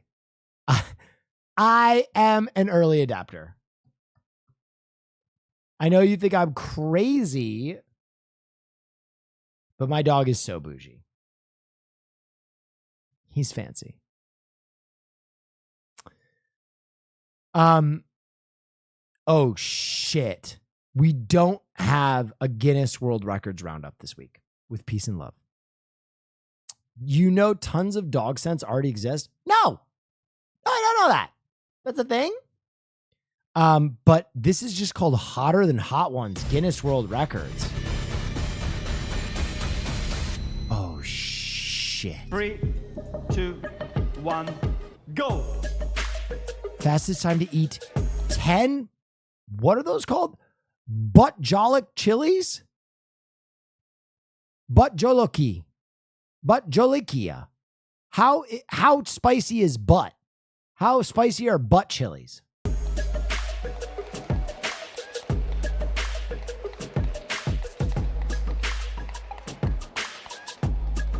Oh my God. This dude is going crazy. Damn near the hottest.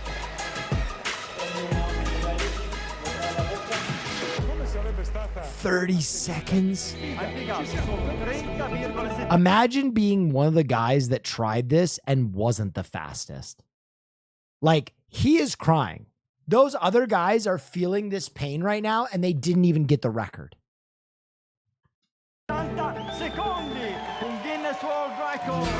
Oh my God. My man is on Suffer Street. Holy God. Holy God.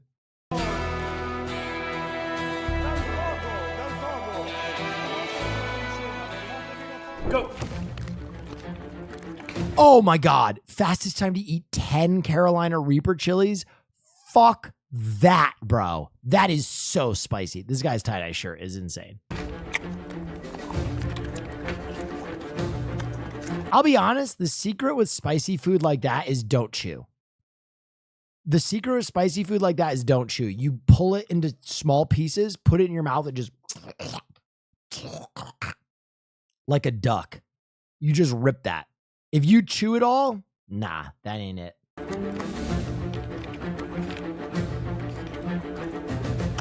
The Homer Simpson strat? That's right.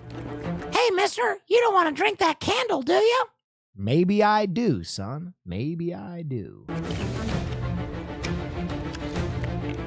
Okay, the fact that this guy is completely unfazed by Carolina Reapers is very, very fucked up.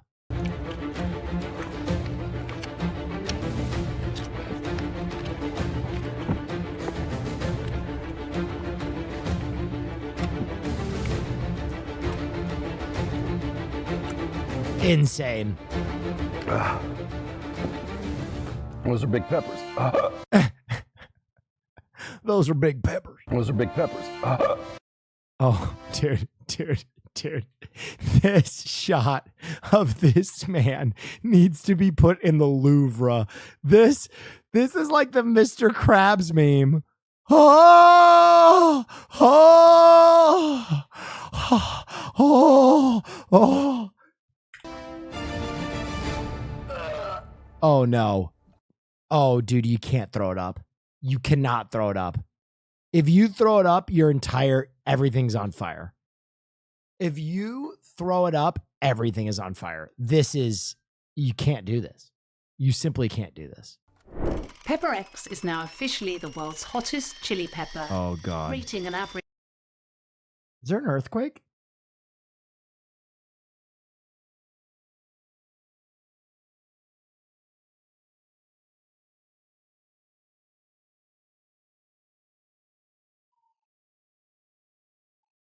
Was that an earthquake?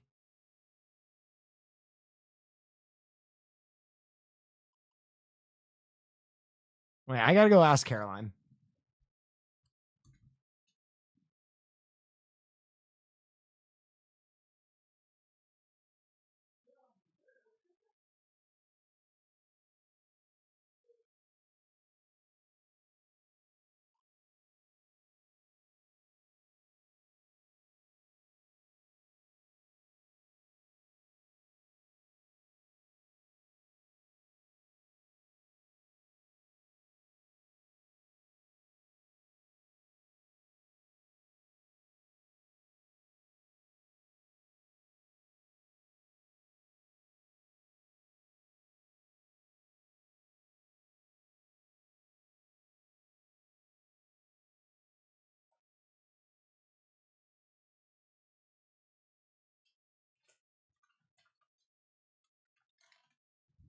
Yeah. I guess that was an earthquake. Dude, that was so funny.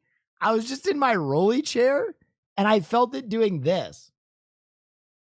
And I was like, is that an earthquake or am I just moving around?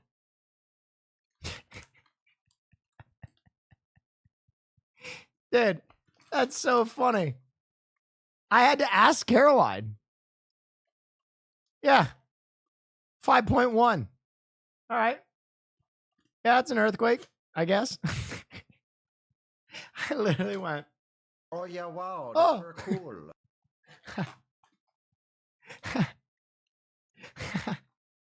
holy shit, that's so funny. Average of 2,693,000 Scoville heat units. That's over 500 times more spicy than a jalapeno pepper. Oh my God. Pepper X dethroned the Carolina Reaper chili. 50 Carolina Reapers. I have never had a Pepper X. I've had a ghost pepper and I've had a Carolina Reaper, and they're so hot. I don't think I could live eating a Pepper X. 50 Carolina Reapers, this is fucked up.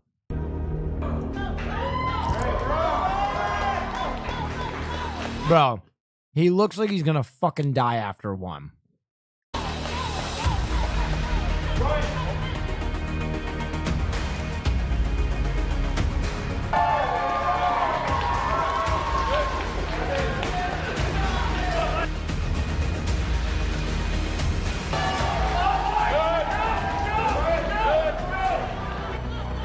There's another plate.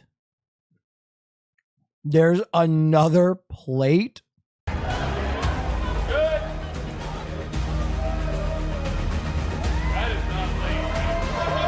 6 minutes and 49 seconds. Or 40 seconds. Yeah, 49 seconds. Holy shit. Does this guy know he could just eat cheese balls?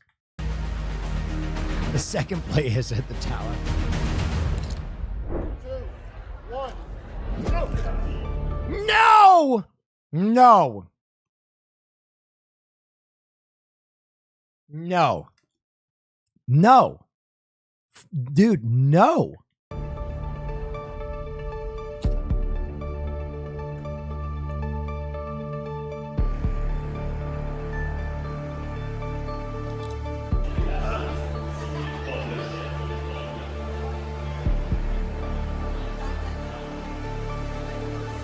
I love how he's going as fast as possible. No one else is ever going to attempt this record, bro. It's like fastest time to get field goal punted in the testicles 1,000 times. It's like, I don't think many people are going to try and take this record from you, dude. In his colon right now are hearing Fortunate Son playing in the background. Yeah, dude, exactly. No one is... Dude, you think people are coming for this record?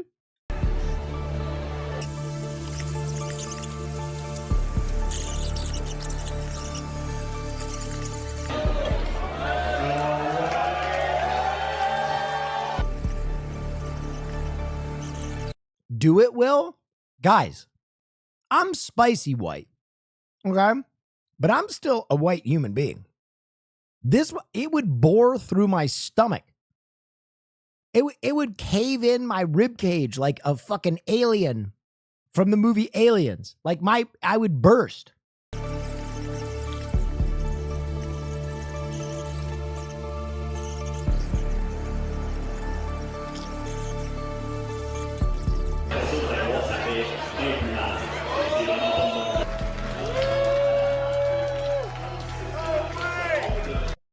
You have to train for this shit? Oh, yeah. Absolutely.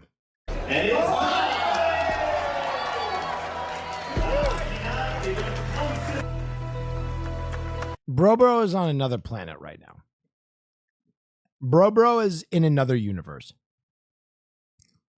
I'm pretty sure you could get less high if you smoked DMT than this guy is right now. 2, 1, go. Oh, he's going. Okay, no drop so far. This is perfect, exactly how we want it. Chase is shoveling this in. Oh my gosh, let's go, man. Come on, keep it going, Chase. This is a good pace. This is a good pace. Like, it genuinely looks like he's eaten maybe 50 to 100 grams so far. We won't know until we weigh it on the scale, but it's looking... I know for a fact I broke this record. I chugged a full bottle of hot sauce the first day at G4. I just chugged the whole thing. Good. Dude, freaking... I've never seen him force this. You're doing great, Chase. Keep it up, Lisa.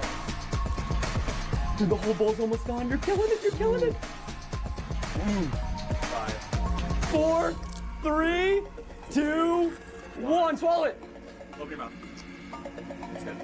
Oh yeah, wow, that's very cool. Just chug it.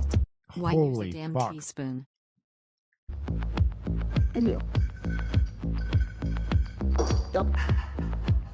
Holy shit! Okay, now we're gonna mash it back. I'm a stud. I'm ballsy. I don't take no shit. Good lord. Chat would need a welder's mask if any of these guys were to show hole. Gotta be like looking at the sun. So stupid. Well, I guess it's time to finally cover the top story of the week again. Pole vaulter's pole got in the way. Athlete who hit the bar with his penis speaks out. I was missing a little pole.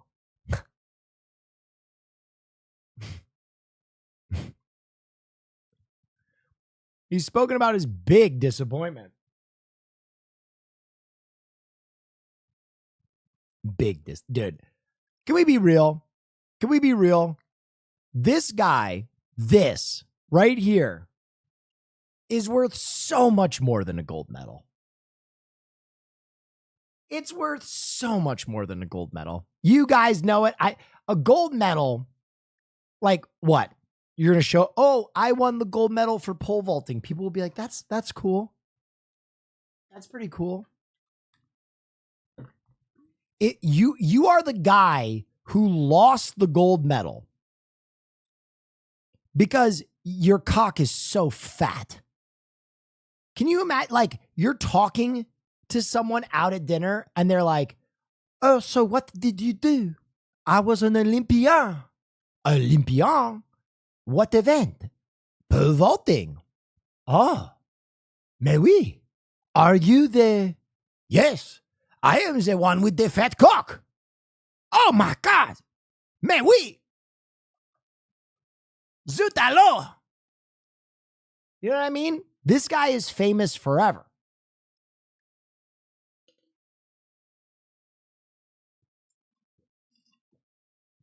Every 4 years, someone new wins a pole vaulting gold medal. But only once has a fat cock. It's like, oh no, my cock is so fat. Oh.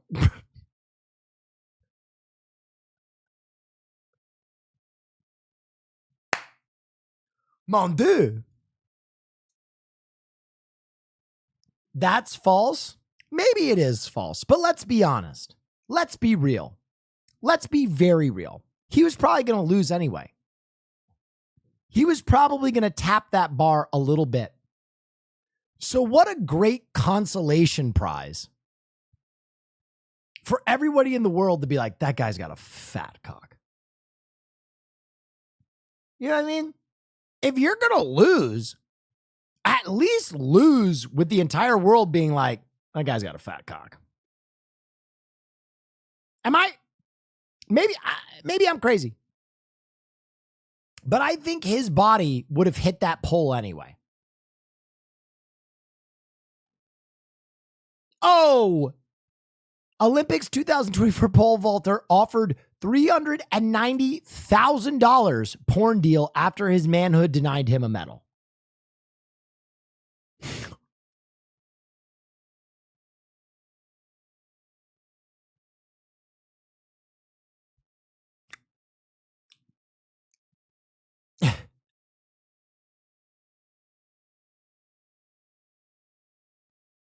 The dude who won is a prodigy that set a new world record. Yeah, there you go. He's probably going to lose anyway. You know what I mean?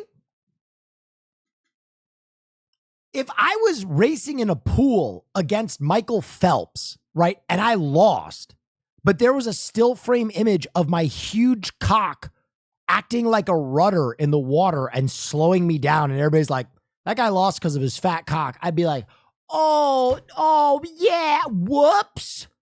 I know Michael Phelps set a bunch of records, but my poor fat cock.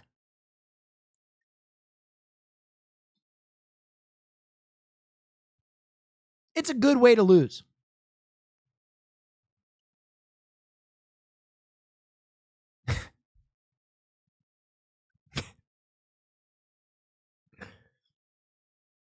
It would still objectively be better to somehow win because of your fat cock rather than losing because of it.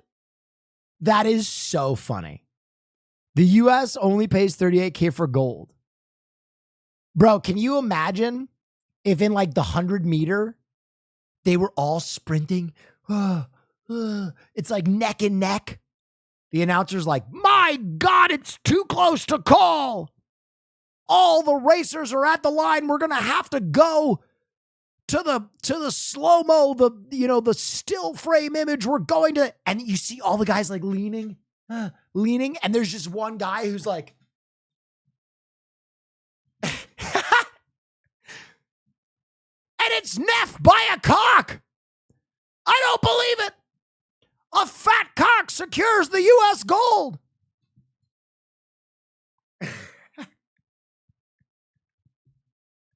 Neff by a head. I don't believe it.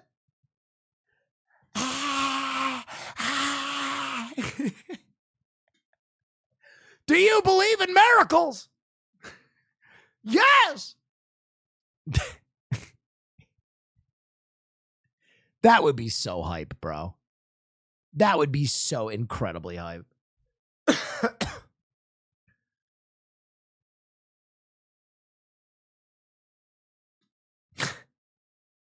Do you believe in miracles? Yes. Will, I'm dying. I'm glad. I'm glad I can still make y'all laugh. That's my only purpose here. Olympic pin collecting and trading. That's for cool. We want to take a break from wildfires for a minute to talk about the Olympics. Pin trading is one of the biggest events outside of the actual. Imagine they make a movie on this. Some coach is like, listen, son, you got to lean at the end of the race. Running cock forward is never going to work. But coach, that's how I run. And that's how I'm going to represent our country. Dick first. This summer, one athlete's commitment to his country and himself Neff down the line earned him a gold medal and took him to the top of the charts. But it almost never was. And like they have the shot of him about to cross and they run it in reverse. From the streets he trained. I want to be a sprinter. You're never going to be a sprinter with a cock that fat. You know it and I know it. It's too goddamn heavy. But I believe in myself. You're not going to be a sprinter. Now your sister, she's the athlete. But I don't want this life. All the way to the U.S. Olympic team. Son, look at you. Your cock is too huge. We got to get you a special suit to cover that thing up. I will not be ashamed of who I am. And I'll wear the same outfit as everyone else.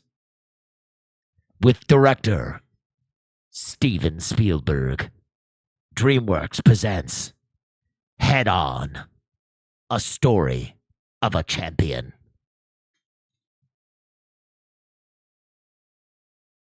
It's Neff by a head. My God.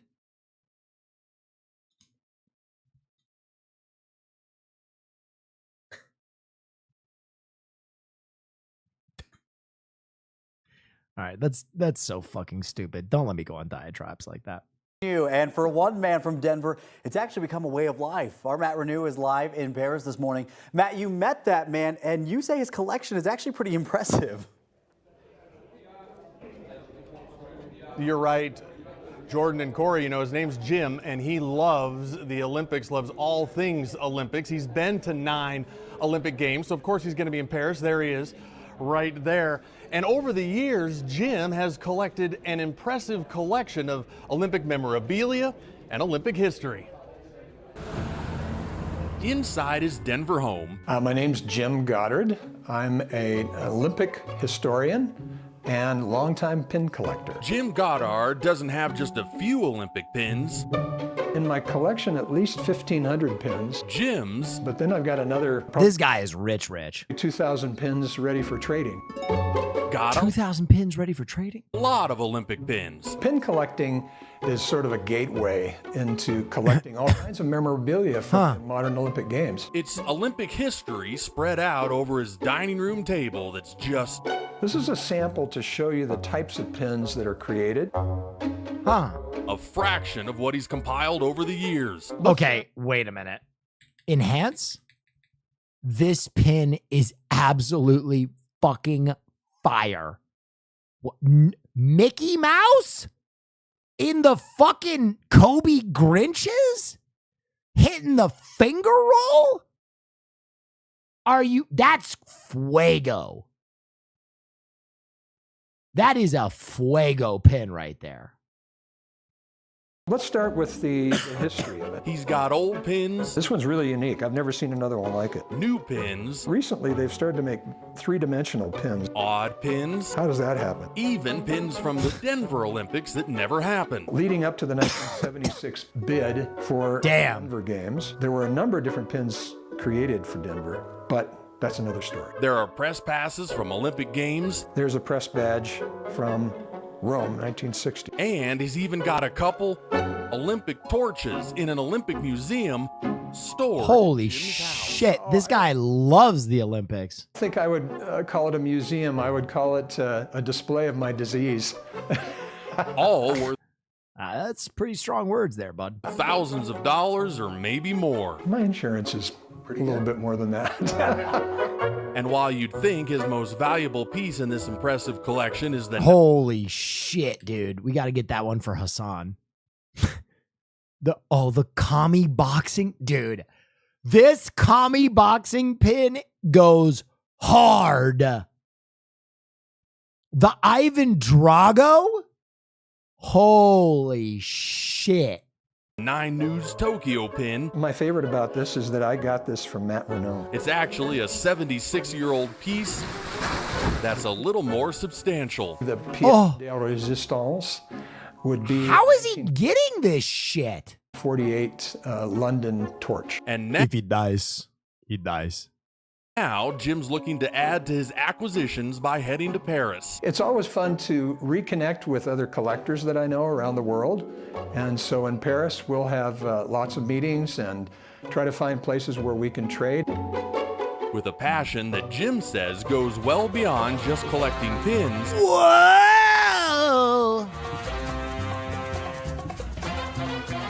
Communist Braun. I've always said he's my favorite chatter. I'm always saying this, and it's not just because of the money. I'm always saying Communist Braun is the best chatter. He has the best chats. The memes he drops in chat are the best. I don't take no shit from anyone. If he doesn't have the fat cock pole vault pin, his collection is trash. That's true. That is true. Thank you so much for the subs and the donation. Every pin has a story. And is more about preserving Olympic history. I became more of an historian because I was curious about the stories behind the pins and the objects.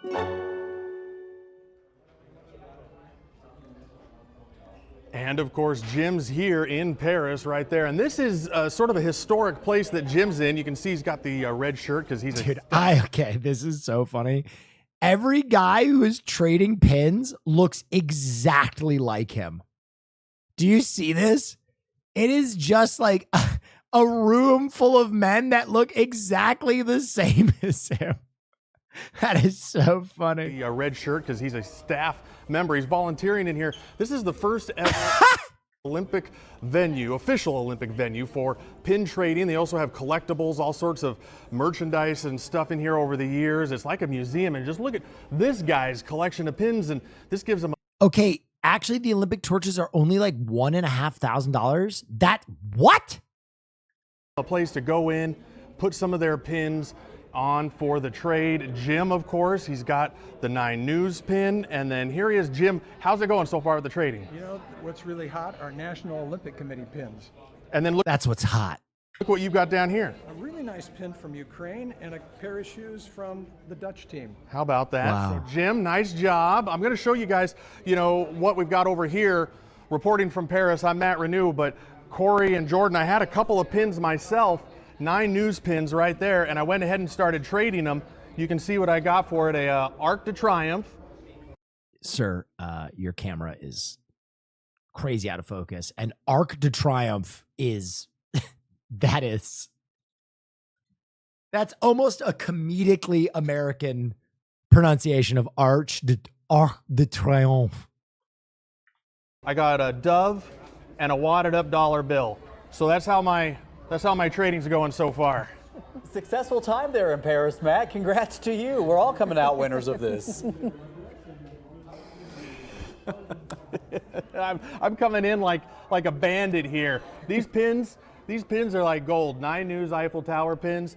Like, I didn't have enough. There was a run on them. I was attacked. They had to bring security. So, they're throwing the money at me. It's pretty crazy. It's insane in here. Well, we're all about the pins here at 9 News, so you better give him that pin so that he can add it to his collection. Matt, thank you so much. The USSR flag pin is online for cheap. Oh my God, that is actually kind of fucking hype.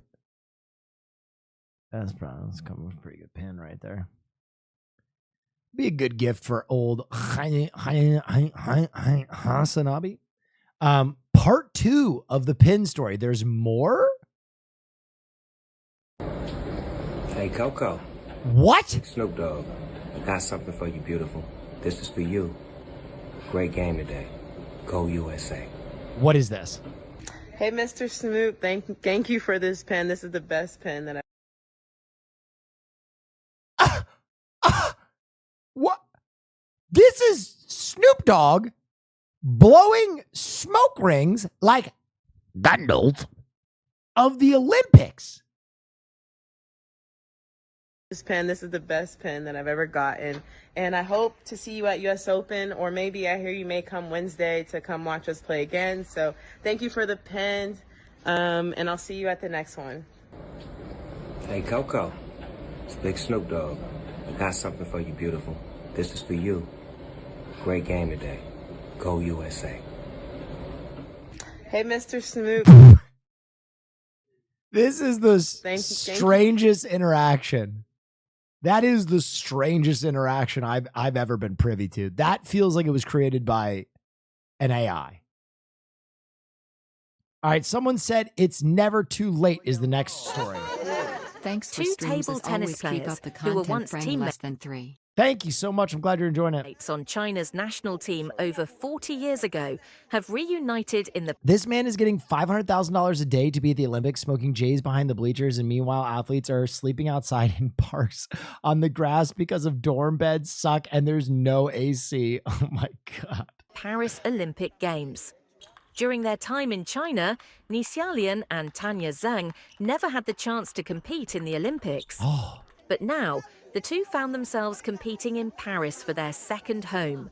I'm into the life, I'm into the team, I want to bring the team get a good result. That's my goal.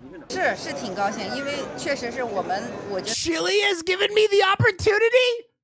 Yes, bro. That is so awesome that other nations are just going to Chinese, ex-Chinese players and like, you want to give it one more ride?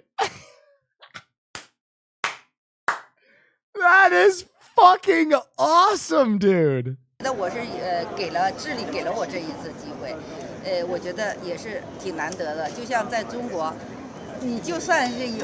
other lady was playing for Luxembourg. That's amazing.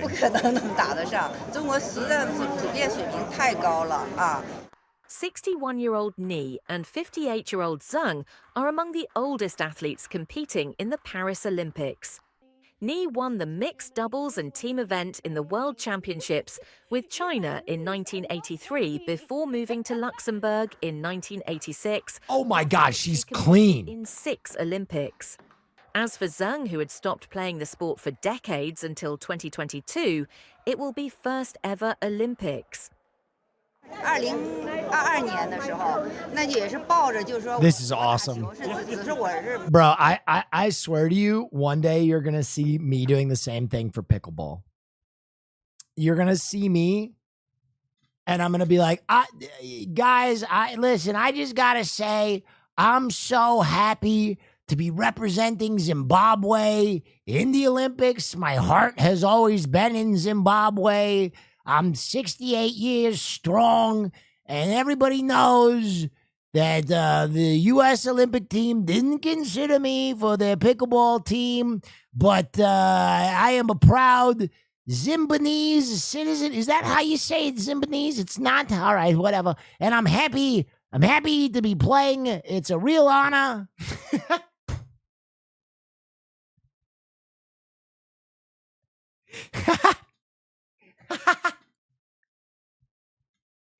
Oh, for Japan, surely? No. Japan will have too good an athlete.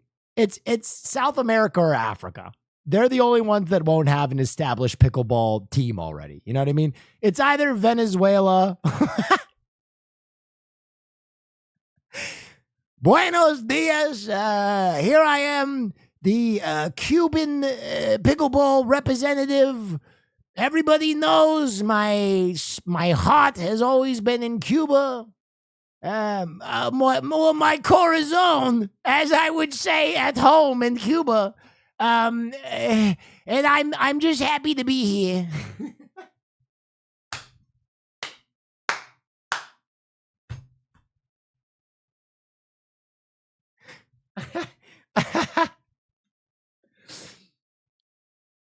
Would have won pickleball, but pickle got in the way? Yeah, dude. Now there's the story.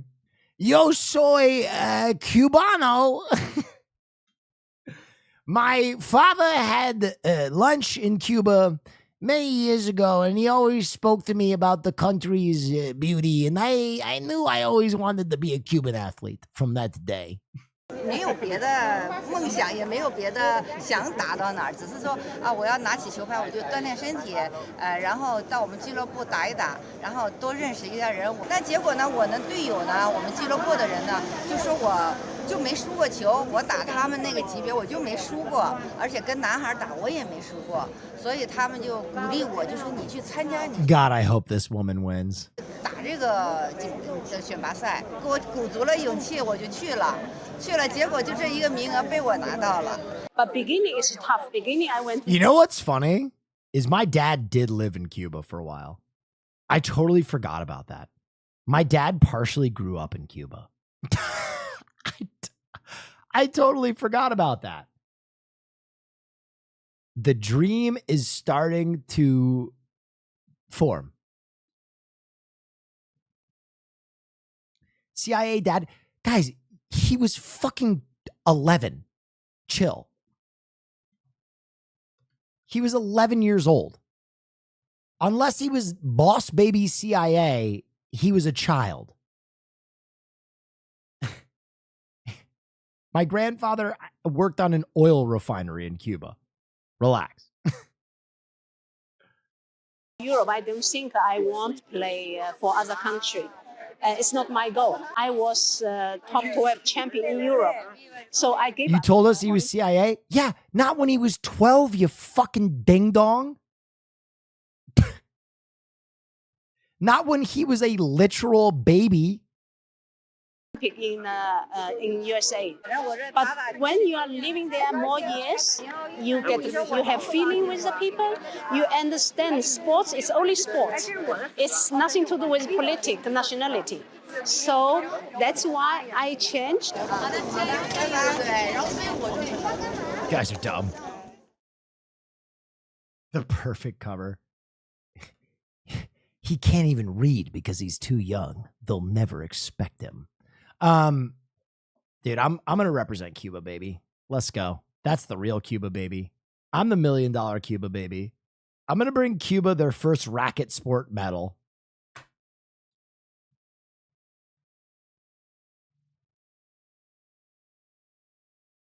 I can't wait. I literally cannot wait till streamers have a pickleball event that I'm invited to, and you guys see how hard I dumpster everybody in pickleball. I actually cannot wait for you guys to behold how hard I ragdoll people in pickleball.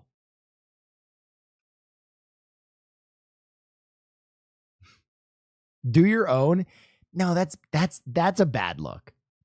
If I have my own pickleball event and then just it's an event where I literally invite streamers to beat the shit out of them in a game that I'm really good at, what do you think I am, Ludwig?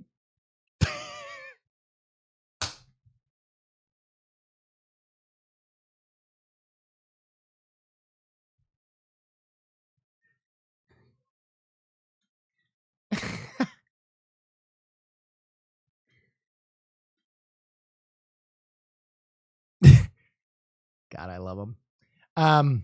Mysterious fireball over San Diego remains unidentified.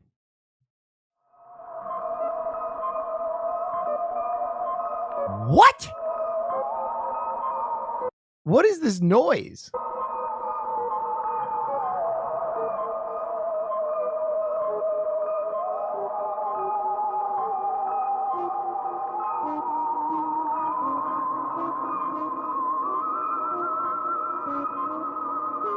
Dude, Channel 7 San Diego, these sound effects are out of control.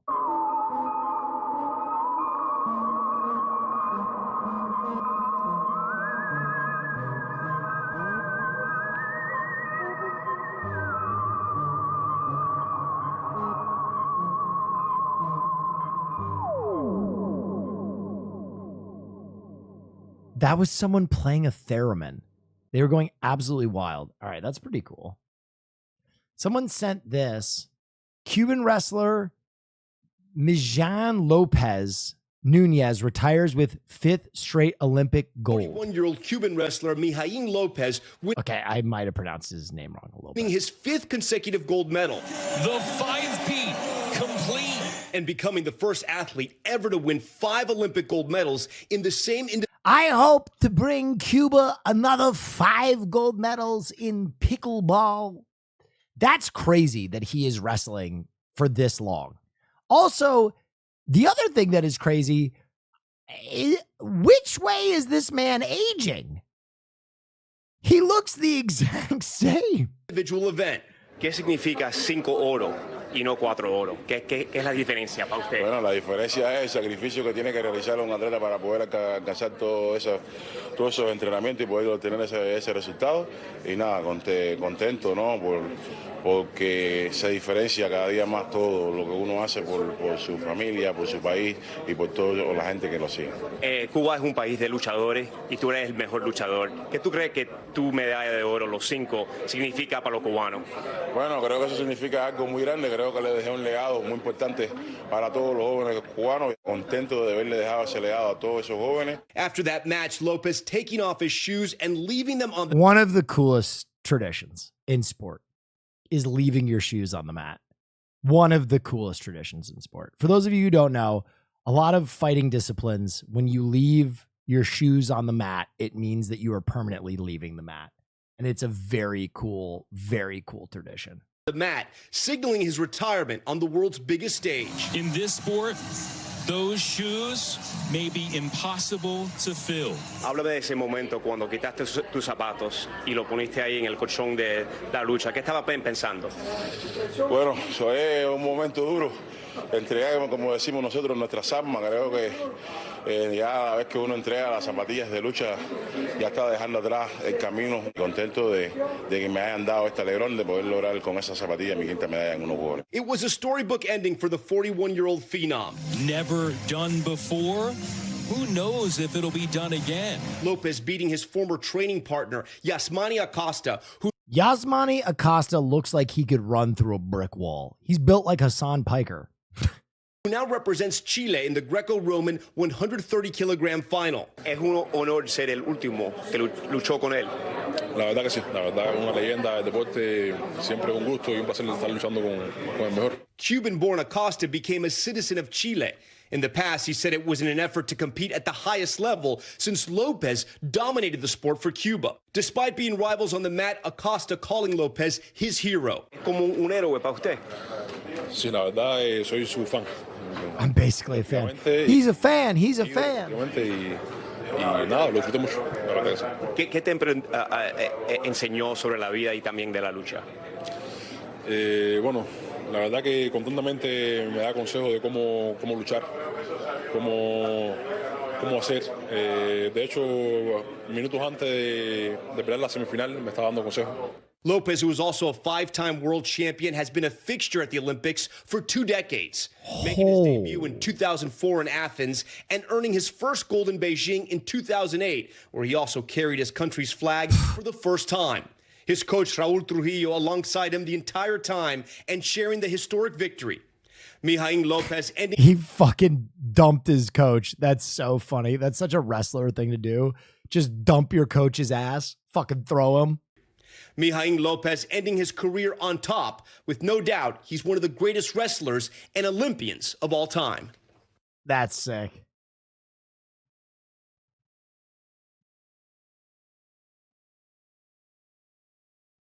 I feel like we just watched the backstory for Armored King.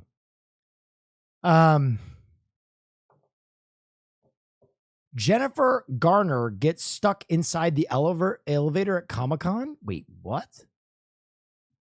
Jennifer Garner was stuck in an elevator for more than an hour at Comic-Con. Guys, we're stuck on this elevator. I need could use I could use a Wolverine. I could use a Deadpool. I could use someone. We're 11 minutes into our elevator sit. Something like It's toasty. I think I heard on an episode of like The Office or Brooklyn Nine-Nine or something, you're supposed to sit, so we're sitting. About an hour. If we're beeping now. We have lights back on. That's good stuff. Can you imagine, like, what if Ryan Reynolds actually, like, opened the door? The actress documenting the entire ordeal on social media. About 45 minutes in, she was singing 99 bottles of beer on the wall. Finally, after an hour and 12 minutes, firefighters arrived to crack open the doors, prompting cheers from Garner and her team. She did make it to the Deadpool and Wolverine screening, where she makes a special cameo appearance. Hello, I'm Mark. Fucking spoilers, you piece of shit! Great ABC. Dude, listen, I'm not going to make fun of her for that because, as you guys know, I was almost killed in an elevator at TwitchCon, or you may not know this. And it was one of the most harrowing experiences of my life. It was so fucking scary. It was so goddamn scary. It was so scary. I felt so powerless. And the only question people would ask me was, did you try and jump right before it crashed? Were you planning on jumping right before it crashed? Because the elevator plummeted. Mine didn't just get stuck. It plummeted. And then went, very scary. Very fucking scary. I am going to grab some water. It's very hot. I'll be back in 2 seconds to continue doing all the news that's fit to print. I'll be right back.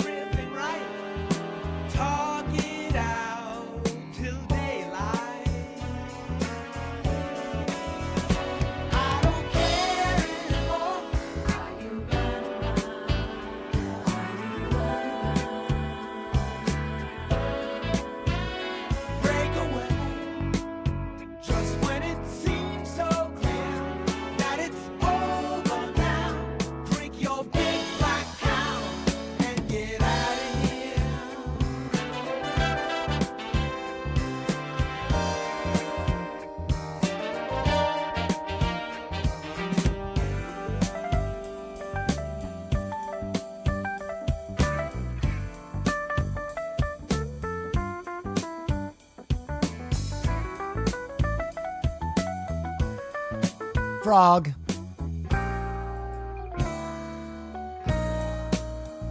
All right, I'm back.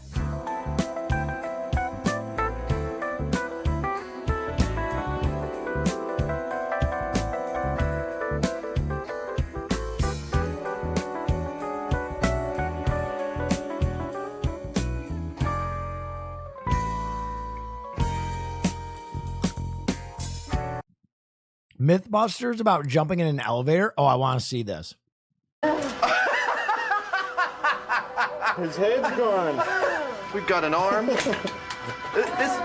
I believe this is more damage than we've ever done to Buster in one myth before. Hey, Adam. I think Buster feels good about a job well done, and he just hopes that we don't put his head on backwards. By the bottom of the shaft, the elevator and Buster were falling at 53 miles an hour. Buster jumped up at 3 feet per second, or 2 miles an hour. Enough to hit the roof, but he still hit the ground at a fatal 51 miles an hour. Should have jumped harder, idiot.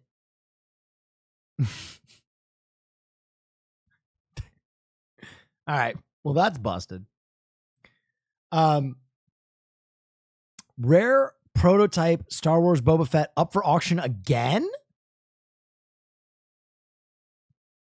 Holy shit. $500,000.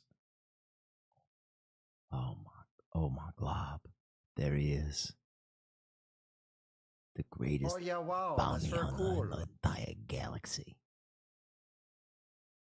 $500,000 for the rocket launcher Boba Fett. I'm ballsy. Yeah. I don't take no shit from anyone. Will, if it puts your mind at ease, modern elevators have tensioner brakes.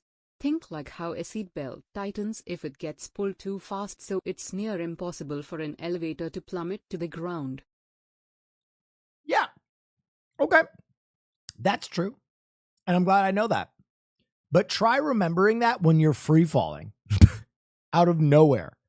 When you're drunk at TwitchCon on the way to do a Name Your Price show, and all of a sudden you just go,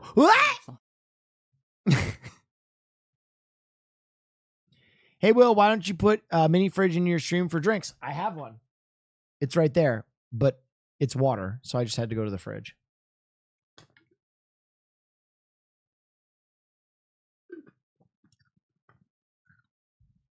Do you like Godzilla? Yeah, I like Godzilla. Middle school bans all black clothing, citing mental health concerns. Wait, what? They can wear, like black shorts to go to PE. And, they can wear it on free dress day, but they just cannot wear it from top to bottom. Students at Charles Middle School will be heading back to school soon, Targeted but ban. won't be allowed to wear all black clothing. Targeted. We'll never go to the black parade. According to a letter sent to parents by Principal Nick DeSantis, the school is eliminating all black clothing because he says it's associated with depression and mental health issues. What they are not You know how we're going to make these emo kids feel better? By making them wear color. allowing anymore. When I was! Agree with this new policy, posting comments online saying, the color of clothing has nothing to do with your ability to do anything or feel any emotion, says Alex Lucero. Another comment by Peter Beneke Jr. says wearing black is not a mental health issue. It's the way of life. And Alexis Contreras commented, making students wear a different color isn't going to magically make them a completely different person.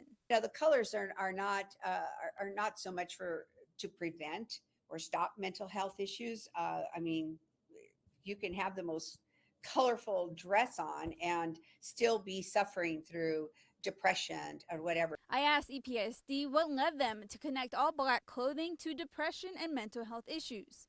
And they responded in a statement that says in part, quote, the dress code changes were a response to concerns and recommendations brought forward by the stakeholders of Charles Middle School. But for students returning to school Monday, you can expect to see these new clothing changes on this campus. Parents that, are upset, they just need to make sure that they go through and read the dress code policy, very, very carefully. We were on the 16th hole when this happened. What? You know, Hold on. Breaking news. This other shit. when our group heard the loud crash, but we had no idea it was a plane. A plane crash landed at Hagen Oaks Golf Complex Sunday afternoon, nearly missing this golfer. KCRA. That, dude, you know what? That's really going to fuck up your backswing. You know, when someone talks in the middle of your backswing, that's one thing. But when a plane crashes, that's just really unfair to that guy. Complex Sunday afternoon, nearly missing this golfer. KCRA obtained this dramatic surveillance footage showing the crash from 3 different angles. We're getting callers advising that the plane crashed into a building that is next to the pro shop. This is like unreal because every time I come here, I love this place, but I've never seen that. A plane right there crashed into the building. The FAA says a single-engine Piper PA-28 has just taken off from McClellan Airfield before the plane's engine failed. They're so lucky that wasn't worse. Luckily, there was a golf course nearby where he could lay it down. Nobody was injured. Surprisingly, the pilot was able to get out of the aircraft with just a small laceration to his hand. That's crazy. This dude playing around the police tape. This is the most golf thing I've ever seen. Just playing around the fucking police tape. Counting my blessings, yeah, for sure. Are grateful everyone is okay. I usually putt right on that putting green over there. And, but just by chance, you know, something told me to hold off before I got here. And sure enough, it isn't too often planes fall out of the sky. Dozens of people came to look at the crash themselves, taking photos and videos. I don't think this has ever happened here, at least, and I've been coming here for a while, and I've never seen a It's never happened anywhere. plane right there, and it's almost still in pretty good shape. Holy shit. Well, doing these crisscross patterns over. we got a double story out of that one. New stream idea. Softcore harassment. China live streamers let remote control toys lift women's skirts. Oh yeah, wow, that's very cool. Women appear in I earned simulated. my pilot's license last week. Give me a call when you reach Taylor Swift status. Thank you. Thank you. I will. Women appear in simulated beach settings. Viewers download app to move toy diggers can use them to tickle legs.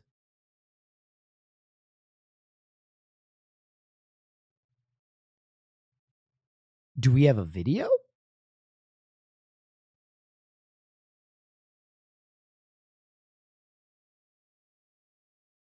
Is there video evidence of this? Softcore harassment China live streamers. There's got to be a video feed of this.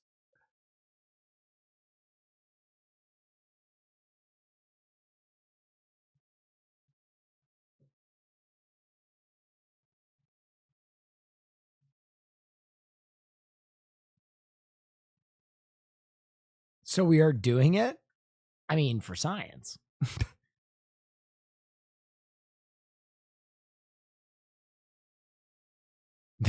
I need to see. All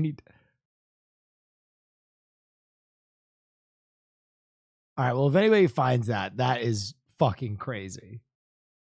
That is fucking crazy. Korean Air takes instant noodles off the menu over turbulence risks. Sons of bitches. Did you know that Korean Air serves these instant noodles that you might have seen in the supermarket for free on some of its flights, but not for much longer? They're about to be taken off the menu where they've been for 25 years over safety concerns. Yet, from the 15th of August onwards, they won't be served to people sitting in economy, but will still be served to people sitting in business or first class. Yeah, we just think the first class is a little safer and, Oh yeah, wow, that's very cool. It's all because of Let's turbulence. go. Korean Air's Your incidents have streams have doubled helped me since through a lot of 2019, rough and at the risk of patches. Oh, thank you. Sailor Mars? And you didn't even ask me to show hole. That was just a nice message. Thank you. I appreciate you. burns, it's greater with passengers crowded together. That's because unlike in economy, where several cups of noodles are all served at once, in business and first, they're bought to customers individually. Some have said they're glad they're being Wow. removed because of the smell. So bring them to the passengers in the back individually. And from the It's a fucking 14-hour flight. You got time. risk of being burnt. But others made the point, aren't tea and coffee hot? Korean Air said Yes. Good point. Aren't tea and coffee hot? it will continue to seek service methods that are safe. Thank you so much for the Prime Gaming sub.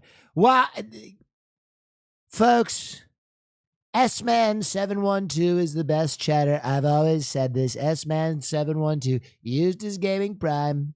Totally unrelated to the fact that I'm telling you now he's the best chatter. He always comes in with a witty quip, folks. It has nothing to do with the free money he just gave me. That doesn't affect my feeling about S-Man at all. What a brilliant chatter. Satisfaction.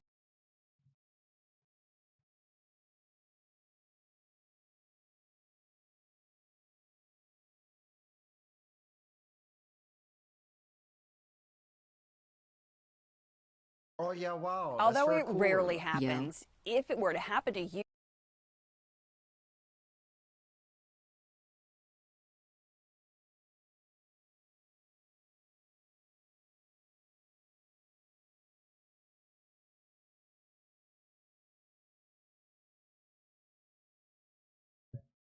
Sorry. I was just talking about Mills. I was saying that S-Man is out. His quips are never that good. He's usually lurking. That's for a cool. But that guy, he's my favorite chatter. He's the, well, my favorite chatter aside from the Joe 2-0, the best chatter. Everybody knows it. Everybody talks about it. That other chatter, I did it for DEI, folks. He's a DEI chatter. He just fills a role. Lesson 3. But this new chatter who gave me their Prime, he's the... No, I'm just kidding. Lovely. I definitely know that name and I can read it without my dyslexia going off. That's the best chatter. Unless you're talking about Goofware. Whoa, hold on, folks. All those other chatters before this one are dead to me. Red CXY. I've known him a long time, folks. We go way back. The best chatter by far. Oh, that's for a cool. Proud DEI hire here. That's right, folks. Because they gave less subs than Red, they're DEI. DEI chatter.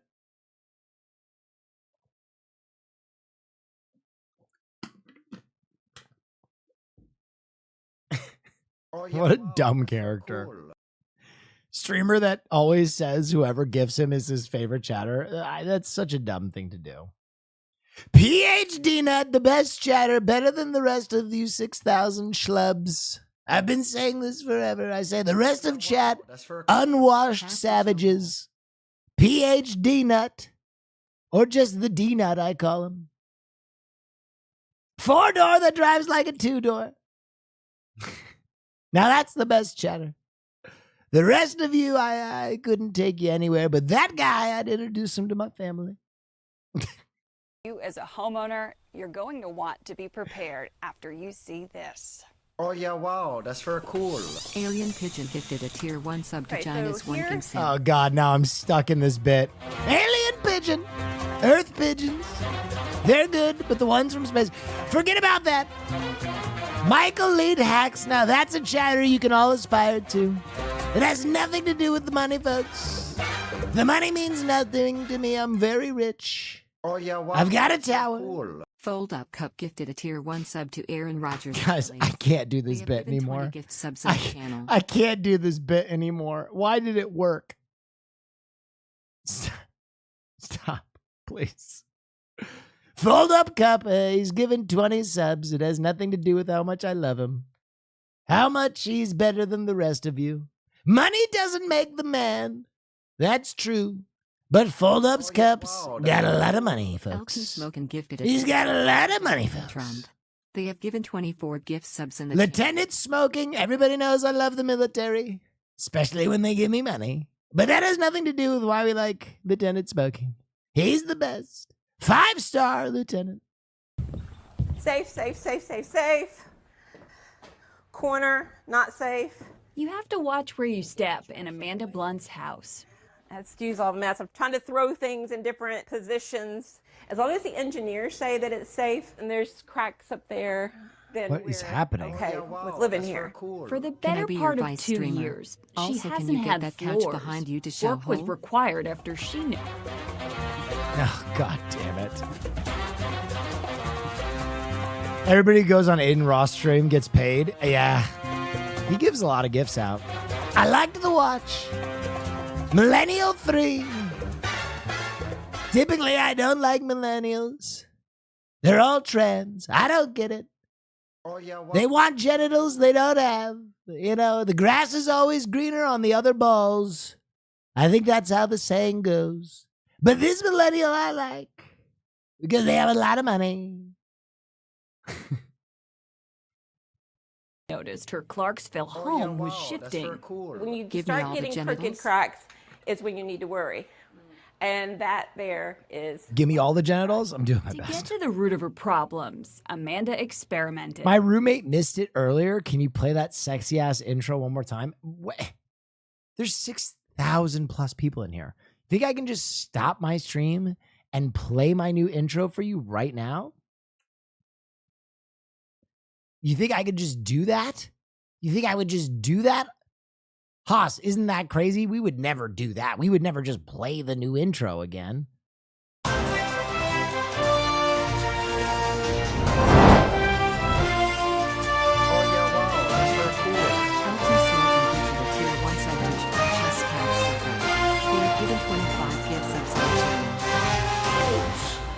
These days, everyone wants to be an anchorman and do the news, but everyone else is a fake and a phony.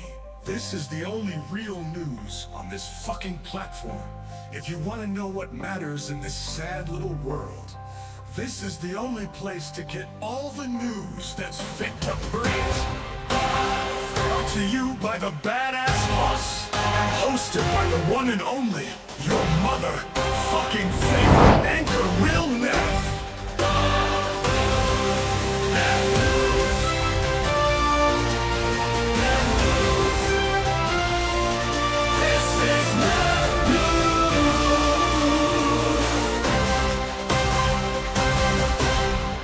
Thank you, Hoss. We go live to Neff News. Clarksville woman's sinkhole insurance keeps her from going bankrupt. You make me happy, Will Neff. Thank you so much. I appreciate that. And folks, let me tell you, I don't like when you use your primes here. Okay? Don't do it. It's ridiculous. I don't appreciate it at all. I put a couple of marbles and balls on the floor, and they were all going to like this black hole area. Like they were all centered there. And I'm like, this isn't good. After 2 decades at this address, Amanda discovered a growing sinkhole under the center of her home. The house was falling this way. I'm very lucky that it wasn't an immediate sinkhole like you see on the news. Fortunately, Amanda had the right insurance, making this exhausting situation at least more Sinkhole insurance. Right here. Years ago. I need to get some hole insurance. And she thought ahead and bought sinkhole insurance. Yeah, you're good. Tennessee is subject to sinkholes because of the limestone. Over time, weakened rock can collapse. They always say that your house and your home and your land. Thank you for the hype train, by the way, guys. I would have been bankrupt, like completely bankrupt, if I'd had to fix this myself. Yeah. Filling the cavity and tunnels, drilling pylons into the bedrock, and other things have cost nearly $400,000. What? Because of her insurance. $400,000? Wait, just take the insurance money and buy a new house. $500,000? It sounds like this is just arid land. Amanda's only paid $4,000 out of pocket. Although what happened to her home is rare, before it happens to you, Amanda says, please prepare. These are the things that you're going to face while living in Montgomery County. And I think it's very important for people to be educated about where they live. One neighbor watching out for another. This wood is only safe for one person at a time. And only right here. In Clarksville, Hannah McDonald, News Channel 5. It could happen to you. Make sure you get that whole insurance, gang. Desperate teen boys are begging for new viral broccoli cut and making parents pay for pricey perms. Shut the fuck up. It's probably like the most trendiest haircut right now. I would describe it as like just a messy look, you know, someone who just wants to just get their hair ready and start their day. When people come and ask for this specific haircut, they ask me for a cuff, fade. This is this generation's bowl cut, 100%. These young men will look back years from now in their 30s and be like, what the fuck was I doing? Or Edgar fade. More than 75% of my clientele are cuz, you know, they have that exotic haircut. Like all the kids. The simple Jack. All ages from like 8 to like 17 years old. They rock this haircut. Oh. I guess these kids don't like to mess with their hair nowadays. They just want to wake up and get it going. See, no get my cut. The Edgar perm. The Edgar. I see a lot of Edgars out here in Los Angeles. There are quite a few Edgars out here. You may not have heard of the broccoli cut, but if you've spent any time around teenagers lately, you've definitely seen it. The haircut's so named for its closely shaved sides. Shut up. Shut up. Closely shaved sides and curly abundance up top is in high demand for Gen Z. It goes by few other equally ridiculous names, including the bird's nest, the zoomer perm, and even alpaca team gym bro hair. It's the Edgar. It's achieved by cutting the hair in short, uneven layers. Oh, wait. The look, not to be confused with the Edgar cut, is easier to achieve for those with curly hair. Oh, is this the broccoli cut? Oh, God. Oh, God. It's worse than the Edgar. Oh, boy.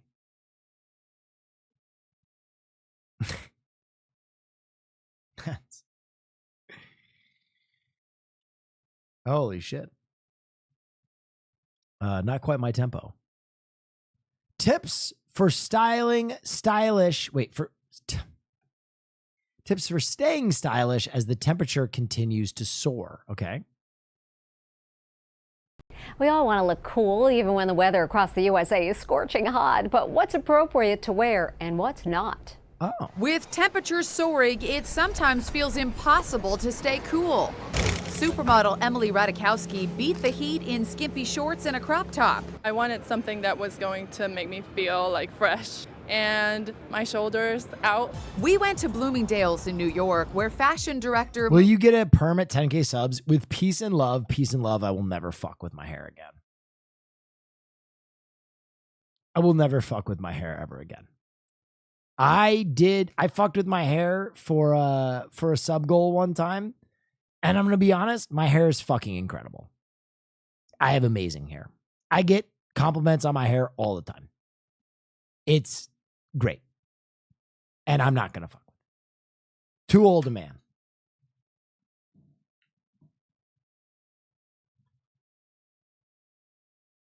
Marissa Galante-Frank. I'm going to grow this shit down my back. Showed us some stylish hot weather fashions that will take you from the desk to dinner and still stay classy. It is so hot out, but we all want to look polished. What shampoo do you use? I always say Head and Shoulders shampoo conditioner is the best thing you can put in your hair. Oh yeah, wow, that's very and cool. Chic. Forget the pants with this tailored short suit. And you can Thank you so much, Hamsty. White skirt and black top. She's wearing a bodysuit. It keeps you in, it keeps you comfortable. And then her skirt has a little bit of fringe, which is super fun. You'll be a summer standout in this embellished short set. The shorts are drawn. Trainwrecks would come in nowhere and say your old hair was better. Bro, that is one of the funniest things. When I first cut my hair, The person that was most hurt by the haircut was Trainwrecks. Trainwrecks, like on 30 different occasions, would be like, bro, you lost all your power, bro. I'm going to keep it a buck. I'm going to keep it a stack with you, Will. Your new hair sucks. It fucking sucks, dude. Your old hair was fucking great. It made me hard. It made my penis want to have sex with you. It made me want to fuck. You know what I mean, bro? You know what I mean? I'm going to keep it a stack. It made me want to do gay sex with you, but not in a gay way. You know what I mean? Super comfortable when it's very hot. It's just way too hot to wear anything else. This is the perfect option. He said it like 20 different times. Still look cute while not overheating. Now, you don't want to wear a bikini top at the office, but how about while running errands? Bikini tops can be worn beyond the beach. It's great to balance with a Bermuda short. There you have it. Fashionable ways to keep cool in the heat without looking tacky. Wow. Haas, why did you put this story? Why did you put this story? Haas. Why did you slip this story in there? I'm a stud. I'm boss. I don't take no shit from anyone. Yo, shout out to you for increasing my aura by +1 lakh with the Marlin Plus gets reclassed month king. Wait, what? Shout out for increasing my aura plus 1,000 for what? What did I do? Neff. Thank you, Shrapnel Grimlock. I don't even know what I did.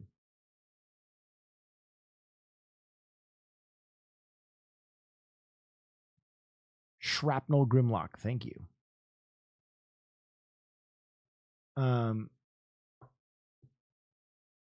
He was throwing the Coomers a bone. I don't know what that person said. And finally, to the ice cream van in Cornwall that rather sums up the summer. You put me on to Milan Goats? Oh, yeah. Yeah. Listen, I don't know much about nothing, but I do know what smells good. If you ever need advice on smelling better, I got you.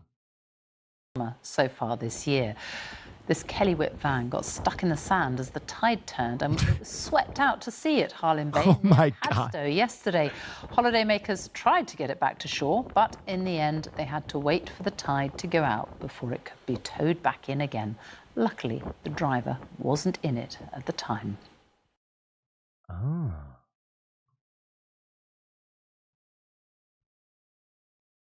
Ice cream van out to sea. Dallas bar called the Whippersnapper hosts weekly dildo races. Hoss, I cannot show this. There's no fucking way. This is an automatic reading of the article. Get off to the races. The Whippersnapper's weekly dildo races create good vibes.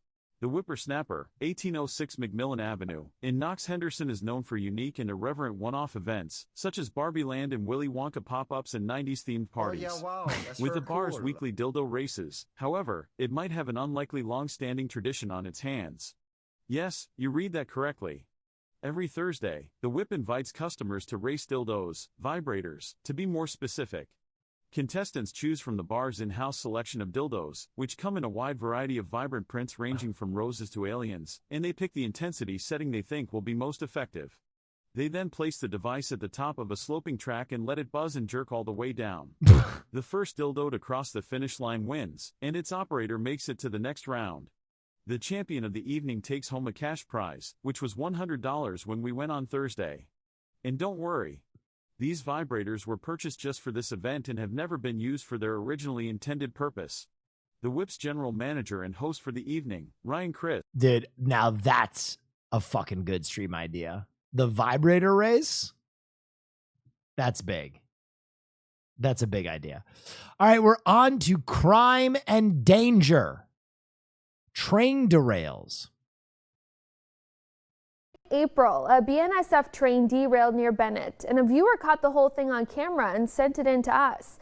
Now, a search warrant is detailing how the company's railway police are accusing the person who recorded the video of also pulling a rail switch, ultimately causing that derailment. What? The lead investigator says the accused 17-year-old walked up during the investigation and asked what happened, 17-year-old? later telling the investigators it was, quote, obvious that the switch had been pulled.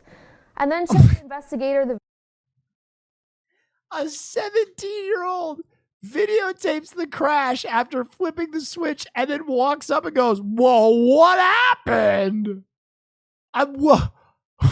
video you're seeing now. Railway police believe that security cameras in the area showed the teen not only driving up to the scene, but also setting up a camera minutes before the derailment. Railway police took 2 recording devices. Holy shit. Kids do the darndest things. I'll tell you what, kids do the darndest fucking thing. Truck falls off a flatbed truck. Or, I'm sorry, tank falls off a flatbed And we are truck. learning more after a military tank fell off a flatbed truck on I-10 yesterday afternoon, causing major backups. This is what it looked like last night. Eastbound traffic on I-10 was down to a single lane for hours. Oh as my. crews worked to get that 16,000-pound tank off of the roadways. They had to bring in a crane. All this slowing down traffic for hours. We did find out Mission Wrecker was leading the effort in removing that tank, but the roadway has since reopened. Holy shit. Holy fuck. My TTS didn't read out as their minimum requirement for it. I believe so, but I think it's supposed to tell you that. What did your TTS say? I'm sorry, I didn't read.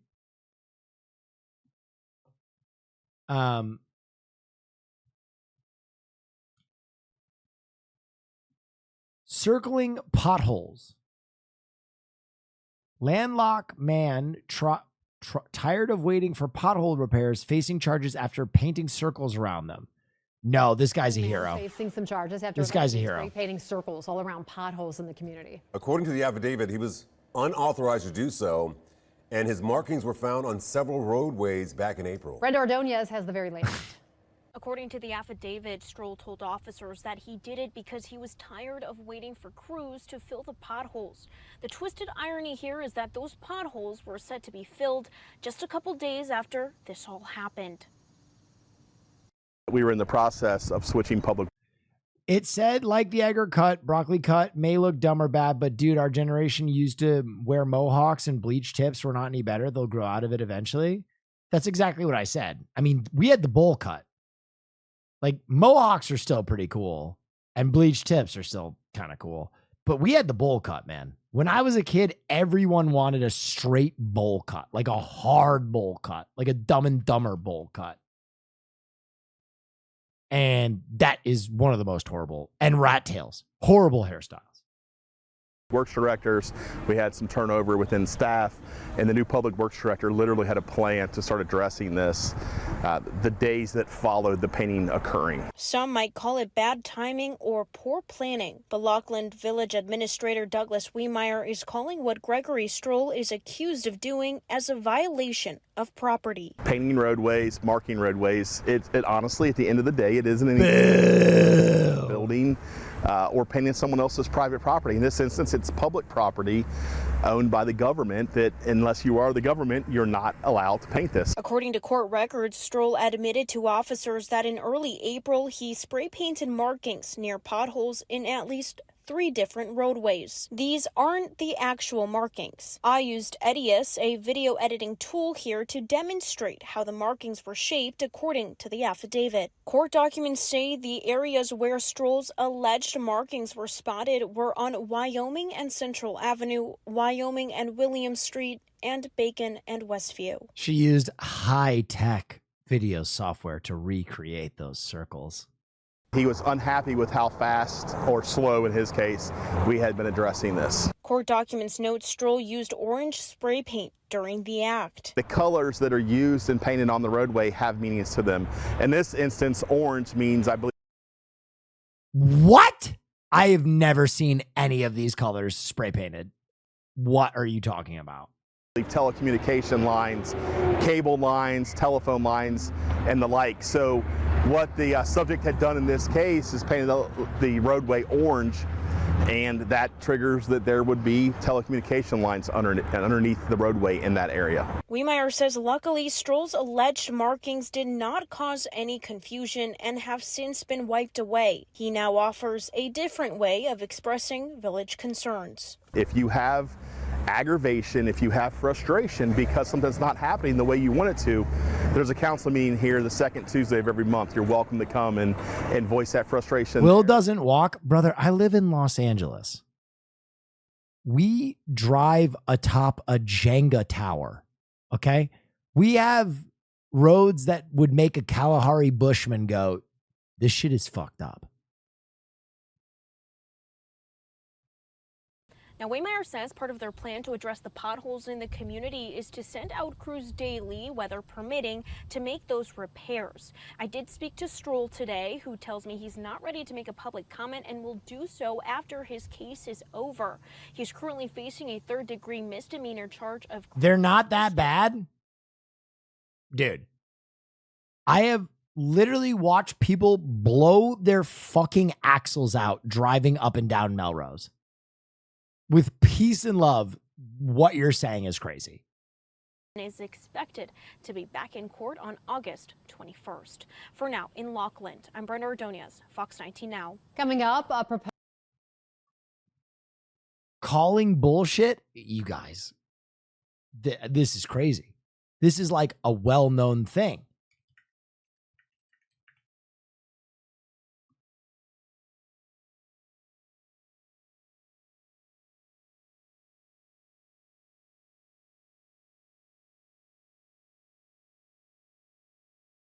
Why are the roads so bad? Ask Los Angeles.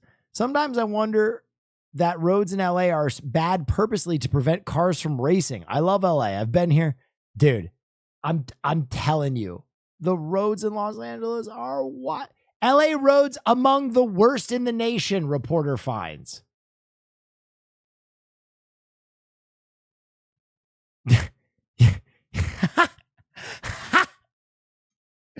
Okay, we put that one to bed pretty quick.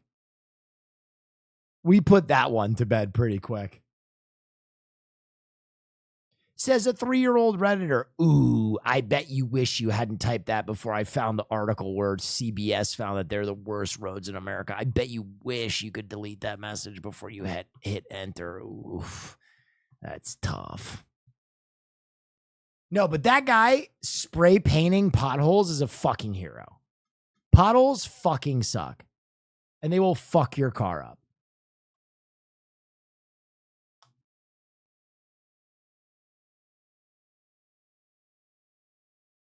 And you should be able to be angry and spray paint around them.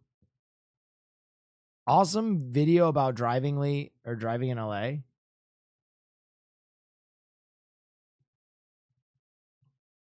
He secretly changed this freeway sign, helped millions of drivers. All right, well, it's 10 minutes long. We won't watch it.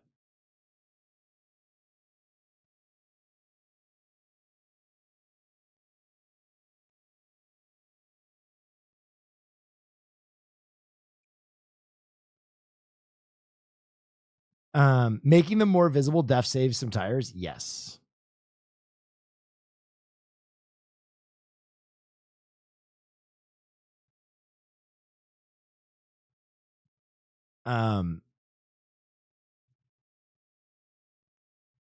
Kidnapping close call. Oh God. There's been a kidnapping scare on board an Adelaide bus after a shirtless man tried to snatch a baby from its pram. Lauren Rose is live from Salisbury East. Lauren, the stranger even wanted to breastfeed. That's right, Will. This bizarre and frightening incident happened around 8:30 this morning here along Bridge Road. The mother was on board a 502 service when she pleaded for the driver to help, claiming a passenger who hadn't validated or bought a ticket had tried to take her baby. The bus driver immediately got on the radio to his depot.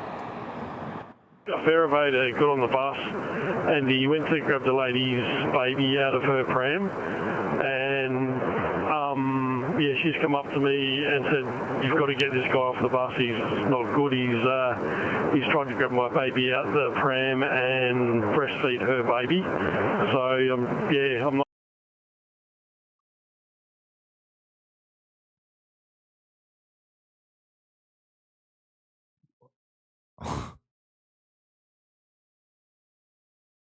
The pram and breastfeed her baby.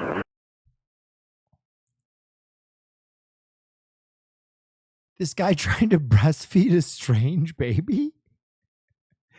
What?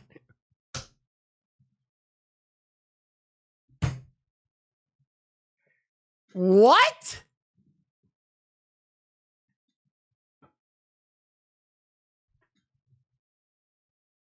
This is what Democrats want, folks. They want strange men snatching your babies out of their prams and trying to breastfeed. This is the woke mind virus, folks. Doesn't know if he's a man or a woman, just trying to get his teeth suckled on by a baby. It's dangerous stuff, folks. What the fuck does this mean? So, yeah, I'm not too sure what to do here. The fare evader wasn't wearing a shirt and had on blue rubber gloves. 7 News understands he didn't try to flee when the mother raised the alarm, but instead took a seat on the back of the bus. The bus driver pulled over at the next stop, but by the time police arrived, the stranger had gone. Neff interviewed the mother and is still searching for the suspect. That is one of the craziest stories. A man trying to breastfeed a stranger's baby on the bus with surgical gloves on.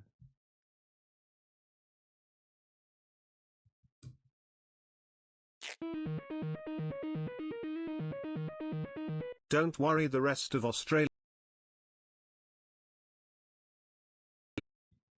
Hair licking assault. What, dude? What is it? Wait. A teen is stunned after a shopping trip is interrupted by an assault. Police say the suspect licked her. Fox 5's Kevin Stewart is live in Douglas County at Arbor Place Mall. Kevin, this is disturbing. Yeah, allegedly licked and sucked this young woman's hair. It happened here at Arbor Place Mall around this time of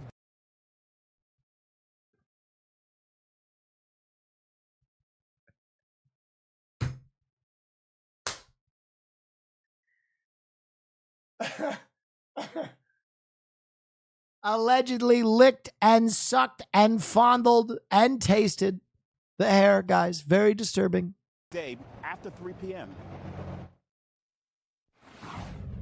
That's weird. I don't know. That's very cool. I don't know of anybody that licks hairs. But that is exactly what Douglasville police allege this man did. 35-year-old Devon Davis at Arbor Place Mall Tuesday afternoon. That person shouldn't be around other people.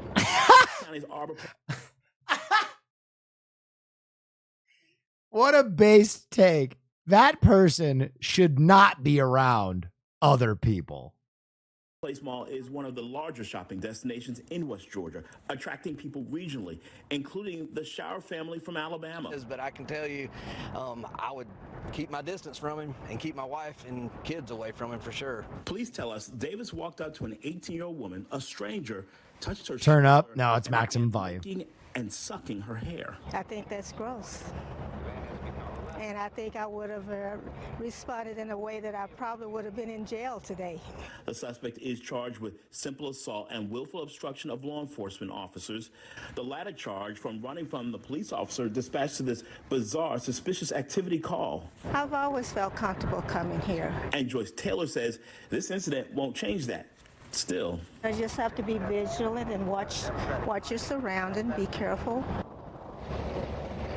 All right, now bond was set at $2,000. He's already bonded out. One of the conditions of the bond, he has to stay away from the Arbor Place Mall. Going live in Douglasville, Kevin Stewart, Fox 5 News. Makes sense. So All right, I turned it up for you guys. I hope it worked. disturbing. I boosted the volume. What a weird story. Is there a police chase? Someone said there's a police chase. Is that confirmed? Is that real? Do AC techs overcharge? It's estimated nearly 90% of U.S. homes use air conditioning, and with the current heat wave, there's a good chance yours is on full blast. There is nothing worse than when your AC breaks down in the summer, but can you trust the repairman you hire? Lisa Guerrero has our hidden camera investigation. In this intense summer heat, from the west all the way into the southeast, most of us have Wait. air Look at that map.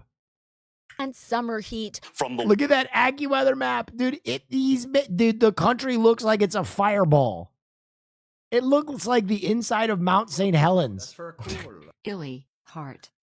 Thank you. west all the way into the southeast. Most of us have our air conditioners on full blast. But if you have a problem with your air conditioner in this record heat, can you always trust the repair technician that comes knocking at your door? How are you? Come on in. To find out, we rented this home in New Jersey. Then we had Michael Irapino with Edison Heating and Cooling and Michael Bluin with Petrie Heating and Cooling examine the home's AC unit inside and out. Together, they have over 70 years of experience in the heating and Are they doing a sting operation for AC repairmen? Dude, guys, Inside Edition, a group that has had it way too easy for way too long. The AC repairmen of America. Why are we trying to fuck their shit up, bro? Let the AC repairmen live. Cooling business. So far, the unit's great. It's fairly new. Everything checks out. Everything's operating normally. Unit's cooling, it's condensing. I'd say there's no issues with this unit whatsoever. Next, we had them create a simple problem where none previously existed. So all I did was I just disconnected the low voltage circuit. So when the thermostat calls for air conditioning now, the outside unit won't come on. To fix it, they say all you have to do is simply reattach these contact wires, and the unit will power right back on. A technician should recognize this. Yeah, but you still have to pay that guy for coming out. You still have to pay someone for coming and looking at your shit. That's their time, man. What, do you expect them not to charge you for that? Within 5 minutes. Very simple fix. Even a novice HVAC technician could figure that out within 5 minutes. Then we rigged the home with hidden cameras and appointments with 4 AC companies in the area. This one is downstairs. From this control room in the garage, we could monitor the repairmen's every move. One by one they came, they saw, they fixed. And guess what? Yep, we are pleased to report that 3 of the techs zeroed in on our disconnected wires and made the simple fix. System's back running, and there was a loose wire in the condenser. So that's why it wasn't coming out cold. A loose wire? Yeah. Okay. Yeah. This tech only charged us $150. We Okay, that's very fair. Charged you for his time. Good. wanted to congratulate him on a job well done.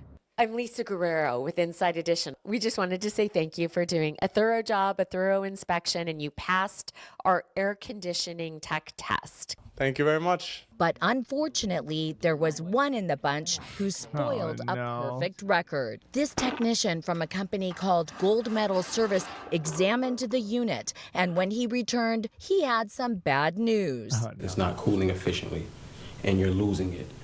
Okay, so there's a leak in the system. Okay, so there's a leak in the refrigerant. Yes, it's a microscopic leak. He's trying to tell there's Microscopic leak. microscopic leak somewhere. Is that true? No. Microscopic. Is that true? Dude. That's not how AC. Ma'am, I'm sorry, you have a leak in the quantum realm. I'm going to need to rent Ant-Man's suit and shrink myself down to the size of a quark, maybe even smaller, and use some kind of subatomic cock gun to dam this up. It's your problem is almost theoretical. It's so small. It's not true. His price to fix that non-existent leak? We're looking at about $17.36. God damn. $1,736? That's really expensive. Time to reveal who I really Oh no, this is gonna be so awkward. I can't even watch this. am. So, Thor, I'm not really the homeowner. I'm Lisa Guerrero with Inside Edition. And we know that that air conditioning unit does not need all the repairs that you... Are you kidding me? We know that that air conditioning unit does not need all the repairs. This dude's whole day just got fucked up. That you just told me it needed. All you needed to do was to connect two wires that weren't connected. Were you trying to upsell me? He packed up Were you trying to upsell me?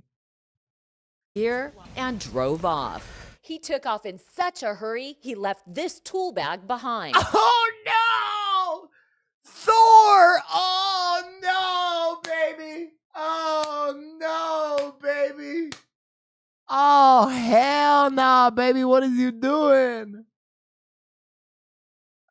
I'm happy to say that 3 of the 4 companies nailed it. They found it right away. We only had one bad apple of the bunch. We reached out to Gold Medal Services several times for comment, but did not hear back. Yeah, because Thor's boss was probably the one who taught him how to do this shit. Listen, Thor, all right.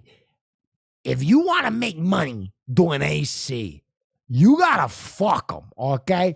When you go in there, you gotta start talking about some shit that's gonna scare the homeowner, all right? Microscopic, all right? That word, what does it mean? I don't know, okay? You don't fucking know, all right? We don't know what that is. It's something. I say amoebas or some shit. So you say some microscopic, you know, you say some about some wiring, some tubing, some efficiency. Use that word a lot. You're losing efficiency. You need efficiency. You're bleeding money over here, lady. You know, if you don't fix this, they're going to fuck you up the ass with a, you know. You got to let them know that you're saving them money by fucking them, all right? So you say, listen, lady, this is going to cost you $1,700 to fix today, okay? You got a microscopic fuck job over here, microscopic efficiency problem. But over the course of the year, it's going to save you, I don't know, $58,000, something like that. You know, you don't go that high. That's too fucking much. They're going to fill you out over here. But, you know, just something in there where you fucking, you know, hey, listen, bitch. You know, if she gets aggressive. Listen, lady, I'm just trying to keep you cool. I don't want you to get heat stroke and die, because then you could come and sue me over a gold standard AC unit conduction. You know? And then that's on me. I'm a fucking Christian, all right? I'm a fucking Catholic over here. I can't have you fucking dying in the fucking legal. And then you upsell them, all right? If you do 10 of these a year, you're good. You're fucking good. Now, if you do 30 of these a year, oh, fuck. Holy shit, you're going to hedonism too. You know what I mean? You ever heard of that? That's where I like to go. I like to get very drunk and inebriated and then try and fuck women. I'm lonely, you know. You lonely, Thor? You're not. You got a wife. All right, well, all right. Don't rub it in. This fucking guy over here of Casanova cornrows over here. Fucking guy. But seriously, you want to go see the Deadpool movie with me? Oh, come on, Thor. I can't see this fucking thing by myself, all right? I was going to take my fucking nephew. He doesn't want to see it. He's already seen it, you know? I'm not going to fucking go to a cartoon movie by myself. What, am I some kind of fucking asshole? All right, what do you think about it? Sorry, I got really deep into the character over there.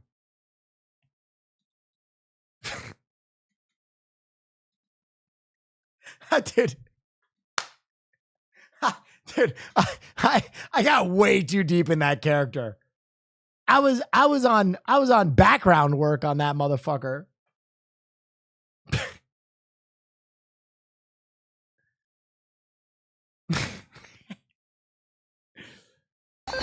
Wow, that's for a cool. Florida man gets DUI on golf cart. Oh, fuck yeah. Chatter mouse game, boy. Thank you for the tier 1. What am I looking at? Ew, just stop. Stop. Stop the golf cart, man, please.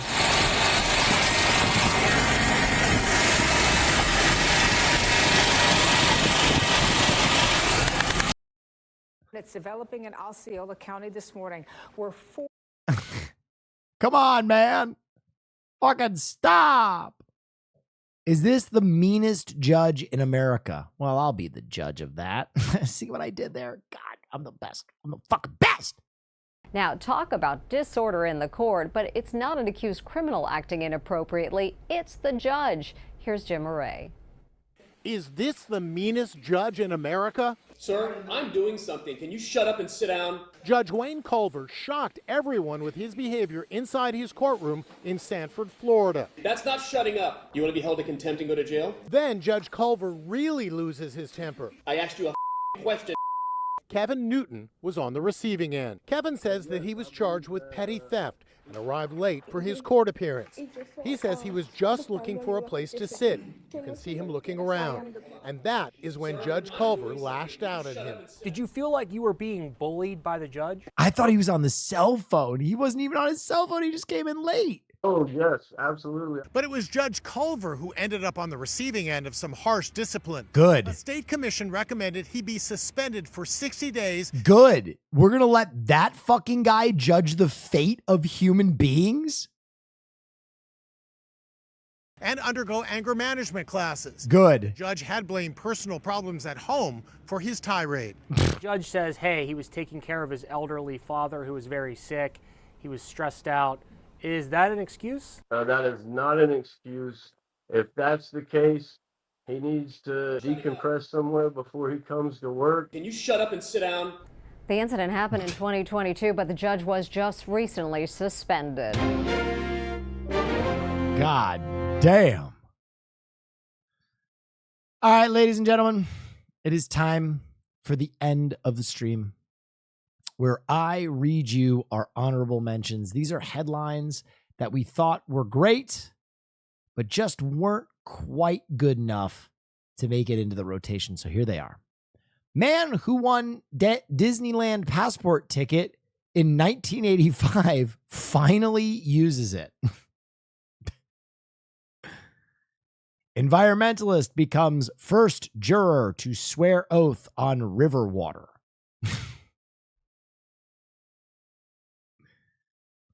Cult members guilty of trying to kidnap coroner.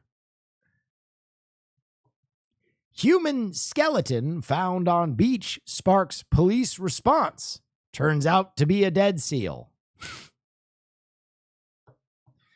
And the last story of the night, McDonald's employee sentenced to prison for setting dumpster fire because restaurant was too crowded. Ladies and gentlemen, that's all the news that's fit to print. Haas, play that intro one more time, baby. Take us out.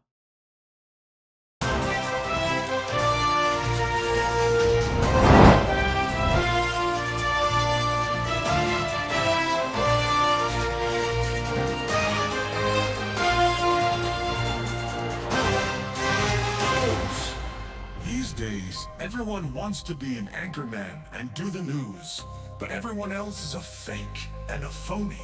This is the only real news on this fucking platform. If you want to know what matters in this sad little world, this is the only place to get all the news that's fit to print.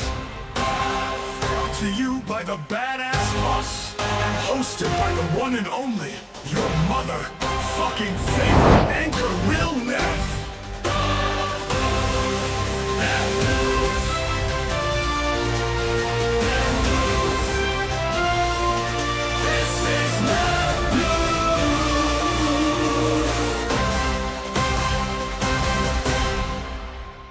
Thank you. I'm going to turn on my AC real quick. I'll be right back.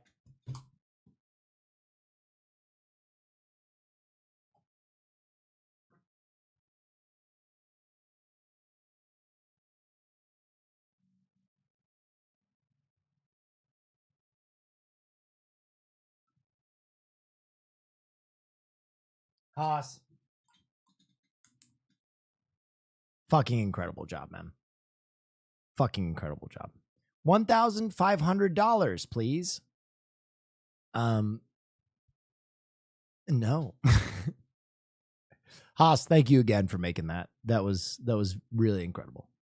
You did a great job. Thank you. All right, ladies and gentlemen, that was all the news that is fit to print. So that is our premiere content for the night. So in case you're new here or you don't know or you'd like the schedule, we do the news every Monday. We had to push it to Tuesday because of scheduling conflicts. Had to go to a dinner last night. So we pushed that back to today. Usually it is Mondays. Tuesdays, we're going to go back to doing reaction content on a normal Tuesday. So Tuesday and Thursday with Peace and Love, we are going to be watching a new season of Australian Survivor. I have decided after much deliberation, we are going to watch the Russell Hands season of Australian Survivor starting this Thursday. This Thursday with Peace and Love. Oh yeah, wow. Okay. That's cool. So if you want Survivor, That's crazy. What's even crazier is him getting married in 2 weeks. Whoa! Last here, love this stream and the vibes in chat. Congratulations. Love you all and love this man. Congratulations. Enjoy your wedding. That's so awesome. Good for you, man. So Tuesday, Thursdays from this point forward will be our reaction streams. If you want to watch a show with us, it will be on Tuesdays and it'll be on Thursdays and it will not bleed into the other days. I really want a focus on original content. And so reactions will be Tuesday, Thursday, and we'll hit it hard. We'll probably do 3 episodes on Tuesday and Thursdays. Okay. Wednesdays are our film night. Wednesdays are our film night, ladies and gentlemen. So tomorrow we will watch a film and I will do a film class. Okay. That is what we do on Wednesdays. Fridays, I keep saying this. I end up streaming I end up going out a lot, but we will bring back the playlist streams on Friday. I promise you that. They are coming back on Fridays. We will be doing playlist streams. And then the weekend is kind of whatever I want to do. I think we're going to start doing workout streams on Sunday. So peace and love. That is the plan moving forward. I also plan within this month to bump the start time of streams up to 6 p.m. Promises made, promises. I am one of the best streamers on delivering on promises. I mean that sincerely. It takes me a while to do some of the things that I say I'm going to do, but I usually end up doing them. So with peace and love, we're going to be bumping stream times up till 6. NCAA football, probably not tonight. We're going to end most of our streams with a little gaming. That is going to be Eastern Standard Time. No, Pacific Coast Time. And one more time, I wanted to let you guys know I've talked about it and I'm going to be delivering on this. We have a Pokemon collab coming up. It's going to be a 2-day thing. I don't even really know what it is. But as part of that Pokemon stream, I'm going to be, for those of you who are new or don't know, whenever I get a nice juicy sponsorship, I like to kick it back to you. I like to give something back to you guys. So as part of that Pokemon stream, I'm going to be giving away some slabs. Here's a Detective Pikachu, 10 out of 10. Wow, that's very cool. Koga's Trap, Gem Mint 10. We got a Dragon Frontiers pincer. We got a Gem Mint Raichu shiny. We got a Grumpig Crystal Guardians promo. We got a mislabeled Dark Tyranitar Slow King. So we're going to be giving away a bunch of slabs. And with each one of those slabs, whoever wins one of those is going to be given a loose card as well. Some cards I've pulled, like a first edition Jigglypuff, first edition Pikachu, some stuff like that. And also during that stream, we're going to be ripping one of the new Hidden Fates, whatchamacallit, boxes, and sending those out. So we'll try and have quite a few winners who are getting something. I'm going to try for maybe like 20 winners. I'm going to send all the cards to Naisu. And when I do that stream, I think it's going to be on either the 17th and the 18th or the 19th and the 20th. Shrouded Fables. That's right. Anyway, we're going to be giving away, I think when all is said and done, this is going to be like $1,000 worth of slabs and cards and stuff. So, that's going to be for the Pokemon stream. And then I have a Zenless Zone stream coming up. And during the Zenless Zone stream, I'm going to be giving away a bunch of the big bottles of Neff hot sauce. So those are the two upcoming sponsors. When I win, you win. That's how we do it. So there you go. That's what's coming up. Goated streamer. Thank you. So if you have any interest in Pokemon, show up and show your enthusiasm, and we'll try and get you a slab. You should do a Zen stream if I can get him as a sponsor. Thank you so much. Moist Vibes. Thank you for the 10. My goodness. My gosh, my golly. Return the slab. What is that from?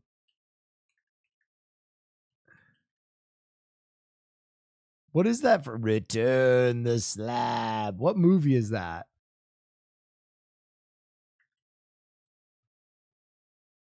Oh, Courage the Cowardly Dog. Yeah.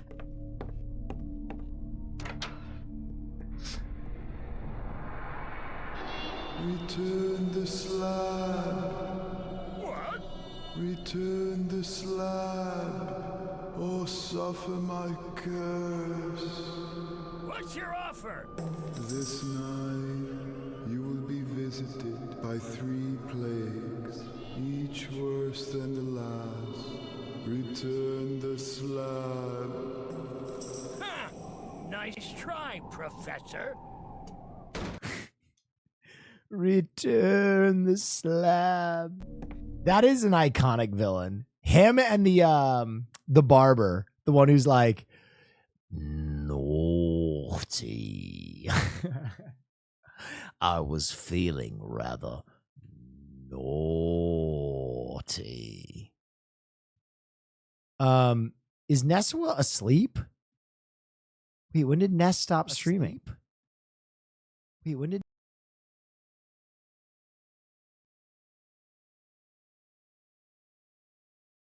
did Ness stop streaming? I was going to play the new Diablo with him. Hold on, I'm going to call him. Let me grab my phone too.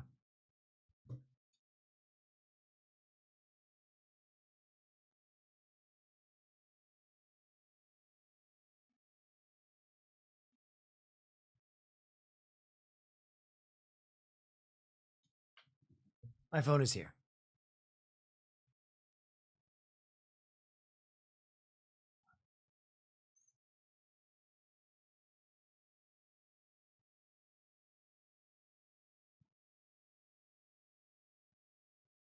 Naughty. Nessua.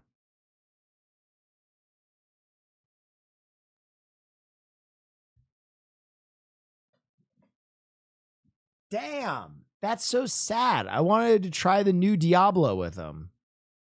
Apparently the new Diablo update is like really good.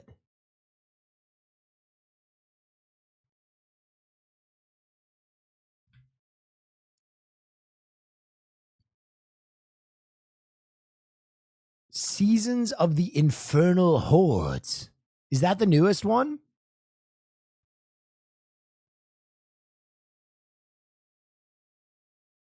Carter says he's down. Oh, hell yeah. I'm down to play with Carter. I'm down to play with whoever.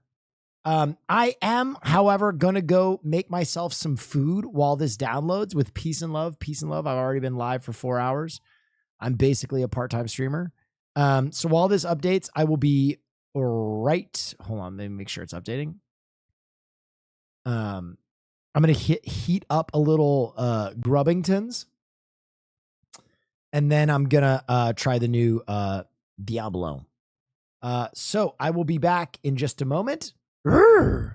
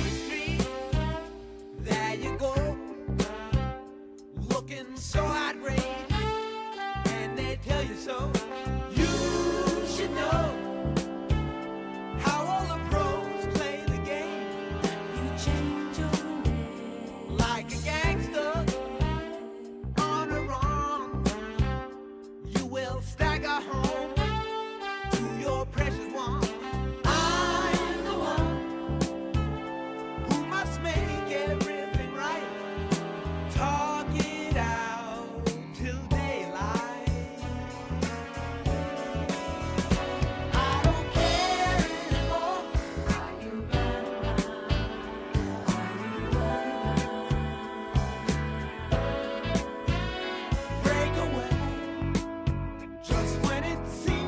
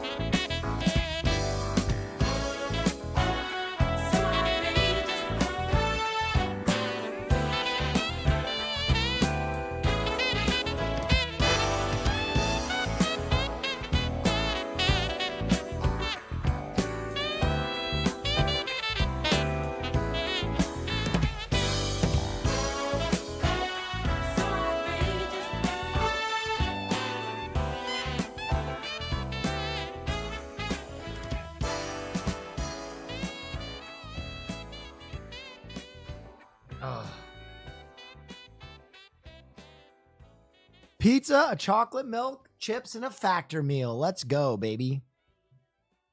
All right, it's still downloading. Let's see.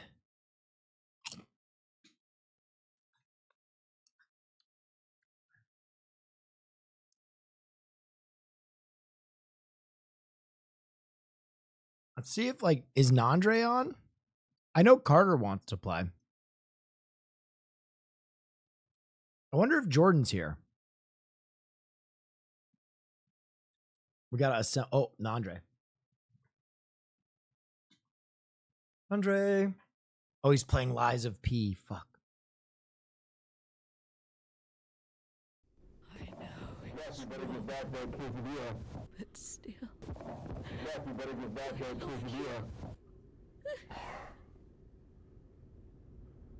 I know it's wrong, but still. Guys, I'm gonna be honest with you. That dude at the Olympics who got out on the pole vault with his dong, that shit was tiny. Want to try that new Diablo, or are you dialed? You really want to go back?